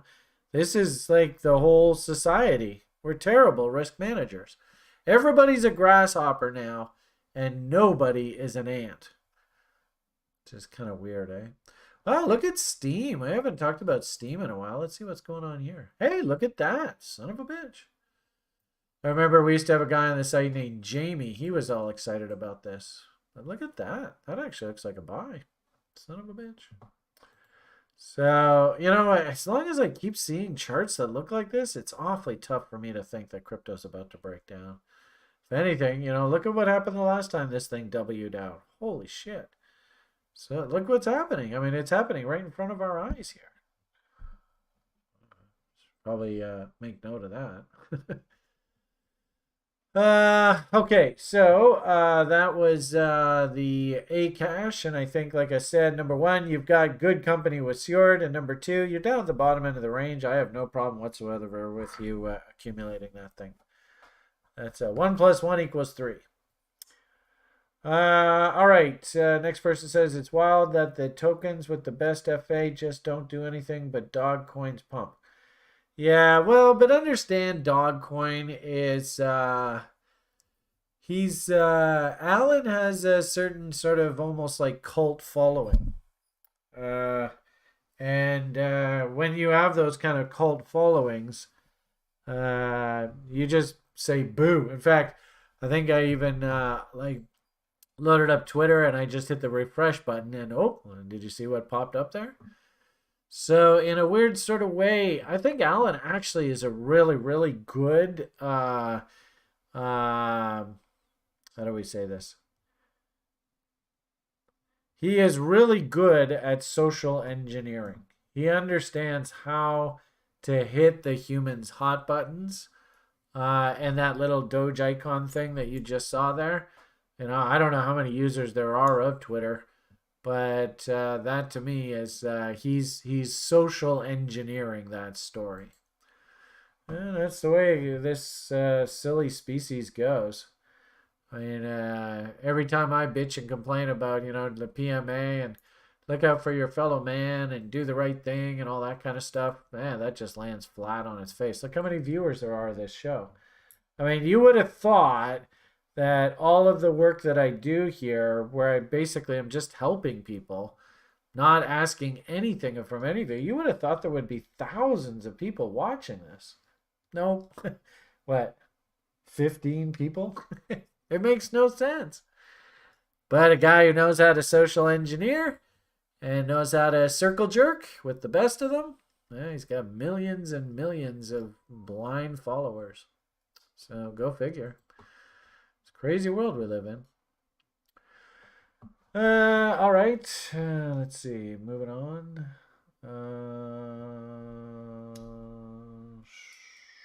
And by all means, if there's anything that I say on any of these names that you can add to, Ben, feel free to chime in.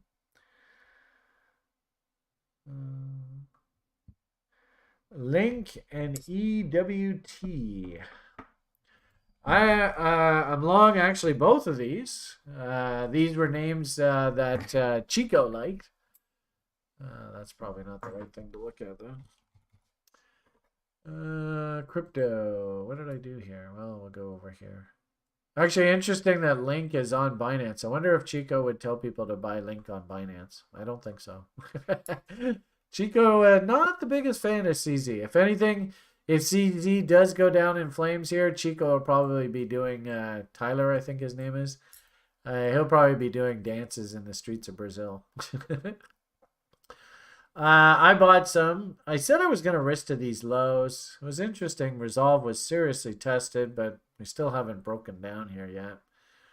Actually, I had almost the moving average. Actually, it looks like the moving averages are turning back up here, aren't they? Look at that. So that's good. Just yet another anecdote. This would come up as a 5 or a 6 on our screener, right? Why? Because number one, it's right down at the bottom end of its range. And number two, moving averages are starting to turn bullish. Lots and lots of money to be made here. I wouldn't be surprised in the next cycle you see these kind of names go to new highs. I suppose what we really want to see is a nice W on the other side of this moving average. So you can see now that we've crossed through the moving average, down, up, down. Ooh, do we get a breakout? If you get a trade through $8.40 on this thing's probably just going to take off like a rocket. Probably jump up to this 200 SMA. Also interesting too, look at the 200 SMA sitting right at that foggy level. This is the SMA off the weekly chart. So it's like the 4-year business cycle moving average. So it is very, very close to issuing a new buy signal there. That would be great because, like I said, I'm already long. So it's a good looking name. I don't think it's that, probably the last piece of the puzzle is, can I please get this W to come in? And if it does, then you're dancing in the streets. EWT. Again, I think I remember Crypto Chica. This one is like, I guess it's over there on Kraken. Interesting how it was trying to turn back up here on the weekly charts, the moving averages, but then broke back down, then broke back up, then broke back down. So probably the best thing you can say about this thing right now is you got a trading range. Boobity boo.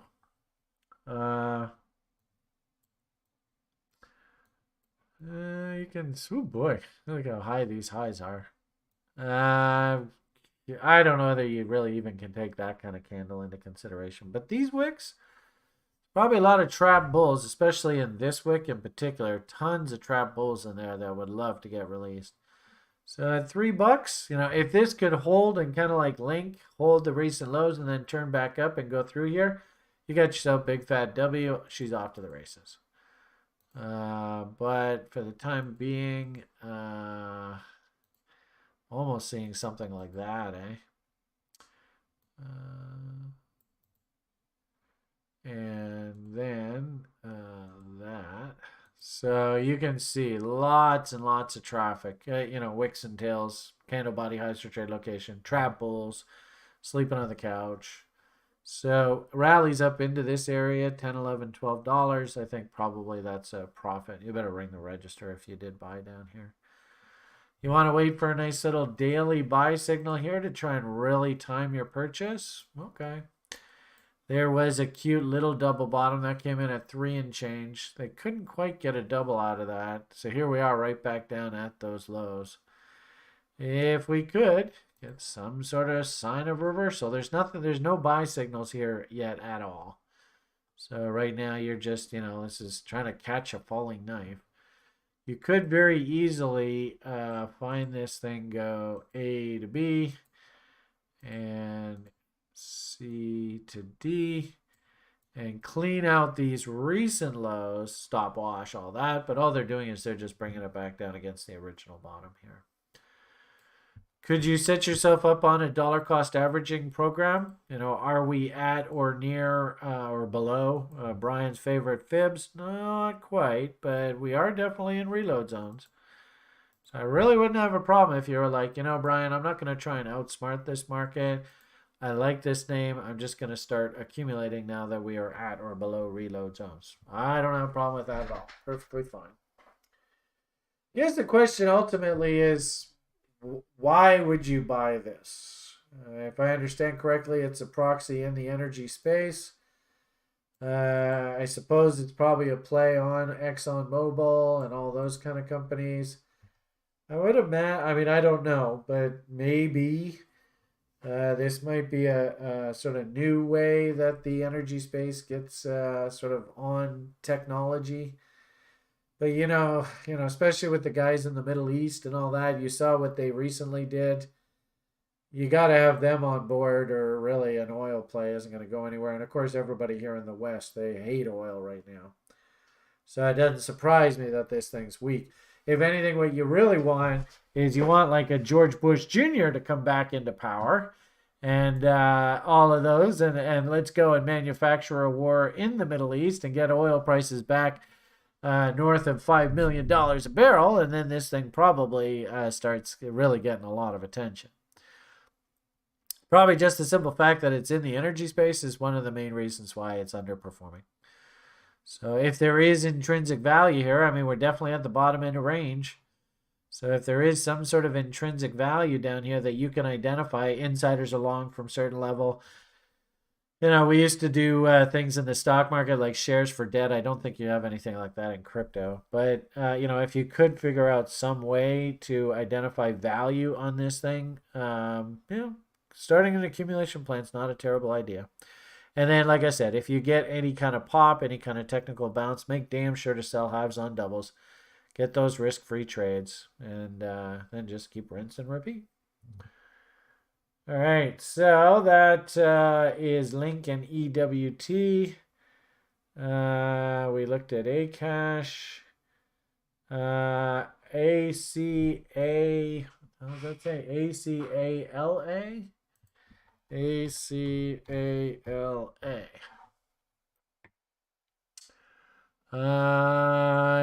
Okay, pretty thin markets. KuCoin is pretty popular these days. That's probably where you're going to be quote unquote trading this. Whoa, huge train wreck. Tough market, no doubt about that. No idea what the fundamentals are here. This thing looks like, your typical shit coin. Trying to turn back up there, on these rallies here, momentum wise, but it's kind of floundering. Don't really have any bottom here to per se at all. So if anything, this is like I'm from Missouri. You got to show me. We did have a bit of a bounce, through the tax loss selling window. So that sort of a January effect trade is probably come and gone now. The fact that it is breaking down here, I would be leery. Maybe drill down to like a daily chart and watch how she acts down against these lows. If you can get some sort of technical turn down here, we are in 78.6s. So I kind of like a test of these candle body lows in here. We just made a new low, just broke down, so it's not like there's a huge hurry to do anything here. And with the moving averages all looking the way that they are, I'd say this thing's got a head of steam behind it. So just let this thing settle down. Let's start seeing some saucery type action. And ideally, of course, we'd like to see a W, but I don't see any W anywhere in sight there. So I don't think there's a huge hurry to do anything on this. All right. Okay. Do we want to? Yeah, we can do that. What's the app's address? I think we just have it on here, don't we? Where is the app? QRI Top Crypto. The app is right here. Copy that. Yeah, we can throw it in the YouTube chat box there, so you have it right away. And then we can also, where's the Discord? So that's here. Let's put this, we just throw it right in the lounge. There's the link to the app. Link to app. There you go. All right. Takes care of that nice and easy. Okay. Kat asks, could you at least check ING? I'm stuck in a stupid short trade before I started learning bit more. All right. Well, if the market is calming down here, then maybe, hopefully, you'll get released. INJ. Nope. J. There we go. On Binance, guess that's where we look at it. Ouch. Oh boy, you're in a short here. Oh. Big honking W's. So that's a little dangerous. Where should this thing stall out? If anything, take some solace in the fact that, all these guys that bought up in here, they're finally getting released. So you'll probably run into some sell orders up in this area here. We could do a Flagenbaum off of this bottom here. Hopefully, I'm almost afraid to do this though. But hopefully, 2.618s are right in this area. Let's see. Boom. Well, yeah, a little bit higher. You're going to have to go through a little bit more pain here. Hey, there's Paul. Hey, what? Paul. Oh, that's it. Is that our Romanian Paul or is that a different Paul? There's Ben. Ben says, cheers, mate. Yeah, they're taking good care of me over here. Oh, that's good. Just replying to Raphael. Oh yeah, Ben. Hope you're keeping well in the States from a fellow Aussie. Okay. Yeah, you seem to be enjoying life down there in Florida. It's treating you pretty well. I don't know. I can't really comment. Yeah. Maybe it isn't. Yeah, I'm a bit of a novelty here, so Oh, yeah. it's yeah. Does everybody come up and go, "Good day, mate," and slip another shrimp on the Barbie? Oh, yeah, if I had $1, I would, yeah. Uh, all right. Anyway, okay. So 38.2s. Notice 38.2 also lines up with that level. So I'd say you're probably gonna have to go through a little bit more pain. It kind of sucks. If anything, probably a good sign that the pain is probably coming close to an end. Do we see signs of divergence on this move up top here? Not quite yet, eh? So yeah, probably still got to work our way a little bit higher here to get up into that wick. 38.2s, first stop target, fog and bombs, all that. And then we'll probably see the div. So you can see the volume div. So the buyers are backing off, but the sellers just aren't anywhere to be seen yet. Willie, not quite stupid yet. So we don't even have the Willie flashing an overbought sign yet. So I suppose, when you saw Willie go stupid up here, that led to this correction. So is this how this thing plays out? I would probably say that 200 period simple moving averages are probably going to now line up with that structural breakout level. So if you're lucky, maybe you can get released somewhere in that area there. And this is actually the exact opposite of these guys. You could make the argument that this tail, it's kind of hard to see, but this tail down here has some trap bears in it. And they would love to get released. All of these tails in here. Then there's also this tail here. So my hunch is whatever top this thing looks like, maybe we have to do one more top, which creates the divergence in the indicators. Then you get an M. Then we come down and we play with this level, and in a real panic dump, we do a Wyckoff check of this original level. And probably if we go like there to there, yep, you notice that that's going to be right in the reload zone. So, and I wouldn't be surprised if this has to take right through to sort of May, June to play out. So this is going to take a while, right?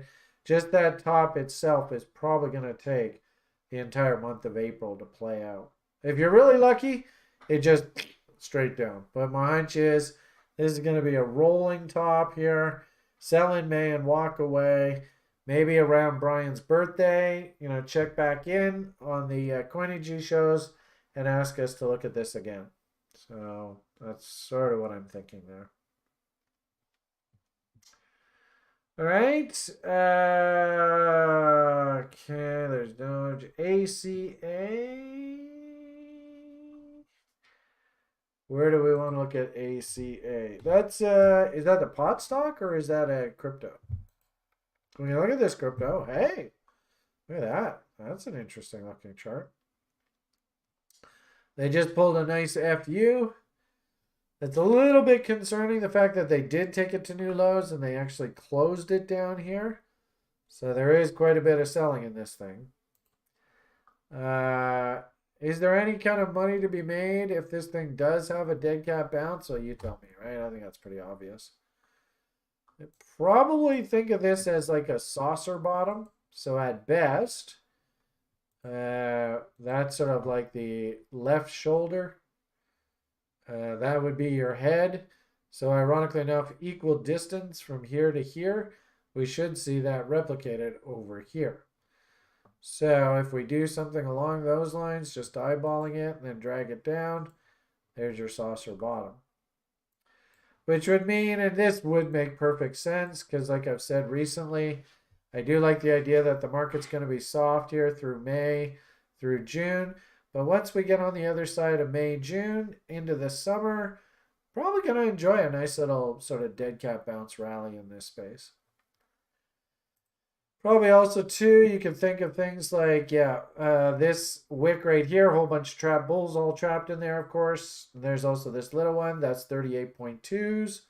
So probably any kind of, You know, if it is actually a cute little saucer, right? Looks something like that, which means that it looks something like that. Right, so you'd want to see something along those lines. So this is 9 cents, and that's 17 cents. Actually, this actually makes perfect sense, or no pun intended, simply because these trades I find are actually quite often manufactured. That they'll bottom at a certain price, and mysteriously you'll find that a double will just appear out of nowhere, and that gives you your sell half on a double. And now whoever the institutional player who is who did this, now they have a risk-free trade. I mean, it's not an accident that I teach you guys this stuff. It's sort of like industry standard.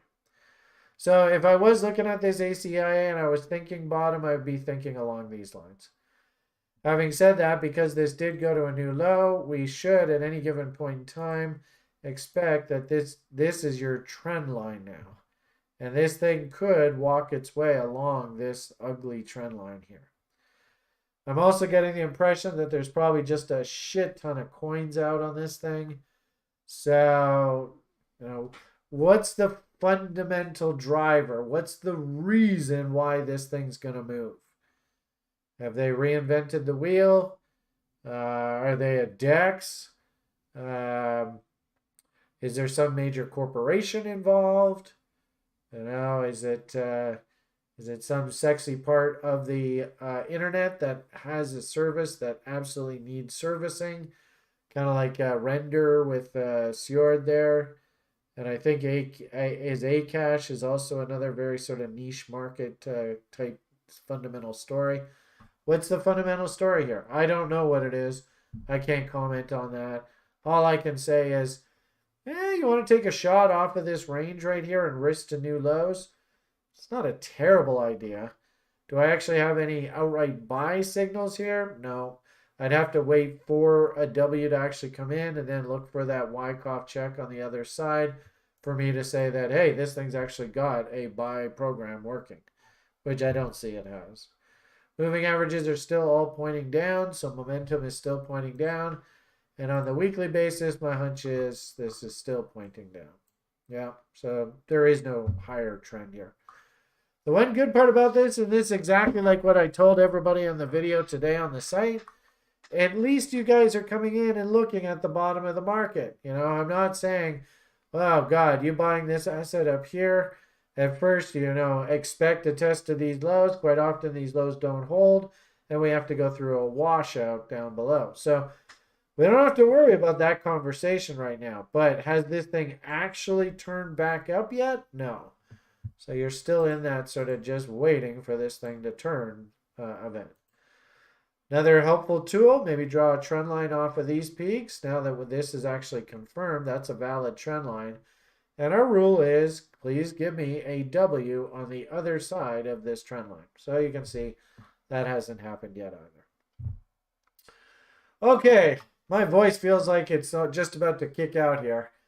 There's one more that somebody asked me to look at, IMX. And then I think we'll wind this up here for today. Well, I mean, W's are W's are W's, eh? You can see it down there. Boom, boom, boom, boom. Nice rally off the lows. Cool to see that whatever this rally is, it was so powerful, it caused the moving averages to shift back bullish on the weekly chart. So that's a good sign. Probably also say, nice little trivia question for you here. Is this move here actually a buy signal? I don't know whether that's actually a legit W or not, though. Low there was 39, and this low is 37.5. Uh-oh. So no, actually that's not a W. 37.60 there. 37.50. Oh my goodness. Off by just 1/100th of a cent. Because that is a new low, though, and it's actually a closing low there, which is never a good sign. Wait a minute. 37.5? What am I doing here? 37.5, and this is 39, 37.60. Yeah, so 37.5. That is a new closing low. So what that means to me is that this low is going to have to be tested at some point. Notice that they kind of like doing this, eh? Notice this went to just a new slighter lower low. Huge rally off the lows. Hey, this is a new bull market. No, it isn't. So I don't know. I don't actually think that this thing's actually quote unquote bottomed yet. If anything, what I do like is that saucer bottom kind of thinking. So that is along these lines. So is that sort of your left hand? I mean, maybe this is a sort of capitulation low bottom. Yeah, well, I guess that doesn't look like it's halfway, does it? Anyway, um, I don't like the fact that we painted an inside bar failure here. This is actually a sell pattern right there. So before you go and get like uber bullish, maybe wait for some sort of bullish fractal or something here to actually suggest that this thing is turning. Do we get any signs? Well, I guess there's a little bit of a W there. So there is that bottom. A little suspicious how they did take it to new lows there. Straight up. The problem here is that I bet a lot of people are sort of like, technical analysis, fuck that, just buy it. It's had a hell of a move, eh? 30, 40 cents all the way up to like $1.40. That's what, like 4x? So, I mean, yeah, markets will sometimes do this. Doesn't really necessarily mean it would be something I'd be interested in. I suppose we could have probably done a fog and bomb off of here all the way up to there. And then gone, boom. Well, does this mean that maybe we have just a little bit further to go, or is that done? I don't know. It's pretty close, eh? So, well, you might have another run up top here to hit that. Is there anything I can actually glean out of this? Not really. What I would say is if this W does fire, then you can do little foggy boggies off of this range. And notice if this W does fire, that'll set up a half decent little risk reward window. But you got to be trading this. You can't just sit on it. Yeah, 1.4 to 1. That's not even really that great, to be honest with you. I suppose maybe we could think like bullish bots, trend continuations. I don't really like the look of this though. RSI, wicked divergence. So probably your momentum, if you really want to confirm that this thing is moving higher, so you probably want to see this thing on the other side of that trend line, Wing out over there. And interestingly enough, Willie is actually still working his way down and not even remotely oversold yet. What scares me about this kind of name is that, like you saw, 1.4 to 1 on this, buying this W just on a test of these highs. But this is kind of, it's like you're kind of sitting at like no man's land. It's not really cheap. It's not really expensive. It's just there. So I don't really have a lot of sort of reasons to get uberly bullish here. But at the same time, too, I don't really have a lot of case to be uberly bearish here either. Kind of just stuck in the middle of the road. So kind of a shitty name to end on, but nonetheless. I suppose you could argue that maybe we've got a inverted head and shoulders working there. So take some solace in that. If that's the case and you're like, well, I bought because of this inverted head and shoulders, if we start losing this shoulder, you probably want to seriously consider why you're in this. If you just nanny nibbled little old lady, well, that doesn't really matter then. If anything on weakness, you want to buy more. If you're trading this, I'd be very careful if this thing just, because it already did spit out the inside bar failure here. If we start melting down and losing this low here, we're probably going to have to come back down all the way down to the bottom here. So the fact that it's trying to put in a little W right on the moving average, that's a good sign. And right up against these candle body lows, yeah, that's a good sign. You'd like to see a nice little bottom come in here. which would validate the inverted head and shoulders. So anyway, there is your summary of what I think of this thing. It's probably, had you had the balls to step in down here, you'd look like a genius. Was a little bit of a sloppy double bottom, which is a bit bothersome. But doing anything right here, I don't really have any sort of message one way or the other.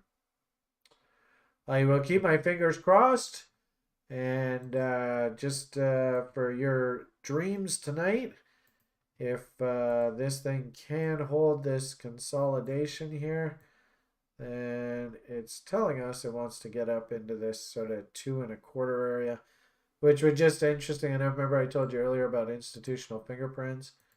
You can make an argument that's an institutional fingerprint there. And so this is just going to take us right into that original topping zone. Candle body highs for trade location, candle body highs for trade location. These guys, of course, sleeping on the couch, they would desperately like to be released. So any kind of rally up top here, I think you're going to run into a lot of selling. So anyway, take it for whatever it's worth. Okay, that's about quarter past the hour. I don't know, Ben, did you have anything else you wanted to add to this conversation here tonight? Oh, thank you very much. Raphael gave us a nice tip of $14.99. Thank you. You're a sweetheart. Ben, any thoughts you'd like to add to the conversation here tonight? No. Okay. It's all good. Well, why don't we wind it up then? Hope you guys all enjoyed the offering. Too bad we missed Paul here this evening, but I guess that's the way it goes. If anything, looking at the scoreboard, Brian, of course, absolutely horrific at predicting the future. So that's why I suggest probably not a good idea doing it. What was the price of Bitcoin last week? I don't even remember. Where's the dailies? Here it is. So last Wednesday was the 29th. So 27th, 28th, 29th, right there, right? That was the end of the candle, though. I think we're going to have to go over here. 29th. So showtime is 6. 30th. So there's 1, there's 5, so right in there. Let's go with that number. What's that? 28, 490, we'll say. Well, I'll say 28, 495. So what was that? That was a plus. So Ben was the closest one. 28, 495. Is that what I said? So I don't know if we do these right or not. Let's see what happens if I go like that. Will that work? 4%. So Ben was looking for a flat, and Paul and I were both looking for down, and it actually came in up. Go figure. $1,100. Yeah, that sounds about right. So we didn't have a vote this past week. And I don't know whether we're going to be able to do this with the Coinigy site or not. But for posterity, just what was the closing number? Today is the 5th. 04/05/23. And where did we finish up here today? Were we up or down? Maybe if we're down, we can give us credit that we were actually predicting 2 weeks in the future, not just 1 week. So 5 o'clock on the 29th. Today's the 5th.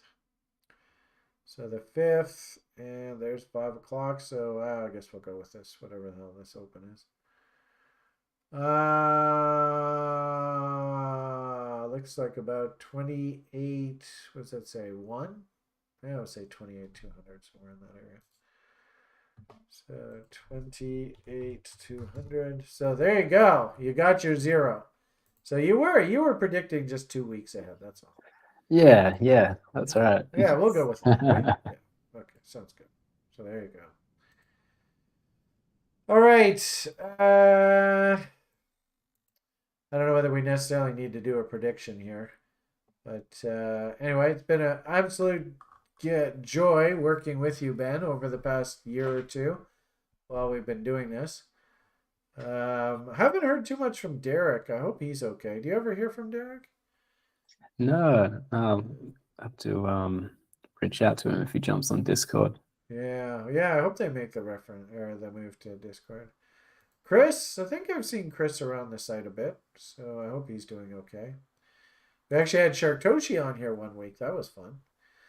Paul, from what I understand, has got quite a thriving trading community going. So I think he's done very, very well through this experience. So congratulations, Paul. And I hope you're having a good sleep in today. And hopefully, what'll end up happening is we'll get the Coinigy show back up and running. FYI, if you don't know what I'm talking about, for quite a long time, we actually had a regular show with the people that were running Coinigy. Actually, I think this was the YouTube channel. And actually, there's Brian 10 years ago, my little crappy little apartment in Vancouver. There's Alex Sturck. He's a principal of UBIC. I don't know whether he's still involved in the project or not. And the other guy you saw there was him, this gentleman. He's one of the principals of Coinigy, Will. So we're going to be working. Will said he might come on the show every once in a while. But anyway, I was super excited when they reached out and said, hey, do you guys feel like doing this again? So super excited for this going forward. Really, really pleased to see that maybe we get this show back up and running again. So you can see, look at that, 5 years ago. So it's been quite a while. So anyway, thank you very much, Ben, for your participation here tonight. And we look forward to a whole new chapter of these crypto shows going forward. Super excited. Closing thoughts, Ben? Anything in particular maybe you'd like to leave these good people with?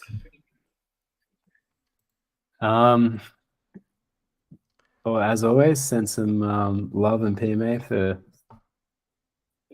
you and Liam tomorrow. Hope you have a great day together. Yeah, Thursdays we will do our grand tour of the Lower Mainland. Fun. Yeah, and you've got a new term coming up for TRI school intake. Soon, yeah. Yeah, so don't really shill that too much on this channel, but I suppose I probably should have. Yeah, if I could leave the good people with the last thought, it's been really great for me, and I highly recommend it. If there's anyone out there who's been lurking and just watching these shows, or if they want to know what it takes, and want to expand their education and get a little bit more confidence in what they're doing, and consistency as well. Do you think it's actually helped you psychologically? Yeah, absolutely. I mean, I had no idea what I was doing when I first started. It was just jumping from YouTube recommendation to YouTube recommendation. So now that I have the tools to know who I am personally, and also all the tools that are available to utilize as a trader, and in a way that fits my personality as well. It's been you can't really put a value on it. It's something that I've been able to tailor make for myself. It's not just hey, this is an indicator that we're using and this is the system, and do it. It's about figuring out who you are and walking you through that process, and showing what's working for a lot of different people, and how to track it, and how to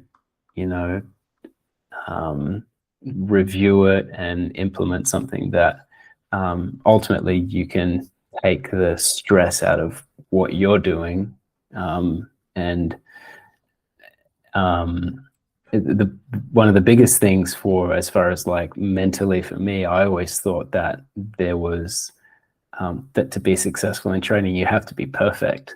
And so kind of just absolving myself of that need to have to be perfect, because ultimately it's about being able to accept risk and work within that environment in a way that, okay, when you're wrong, it's okay. But when you're right, it really rewards you in a way that you can keep going.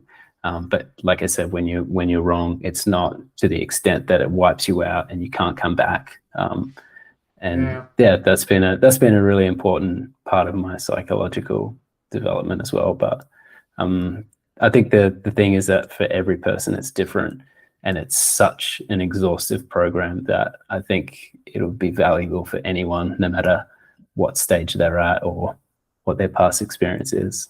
Yeah. Yeah, I see a lot of people say, follow my squiggly line, you'll make $1 million. But I Hmm. don't see a lot of people say, here's how you effectively build a small business of whatever.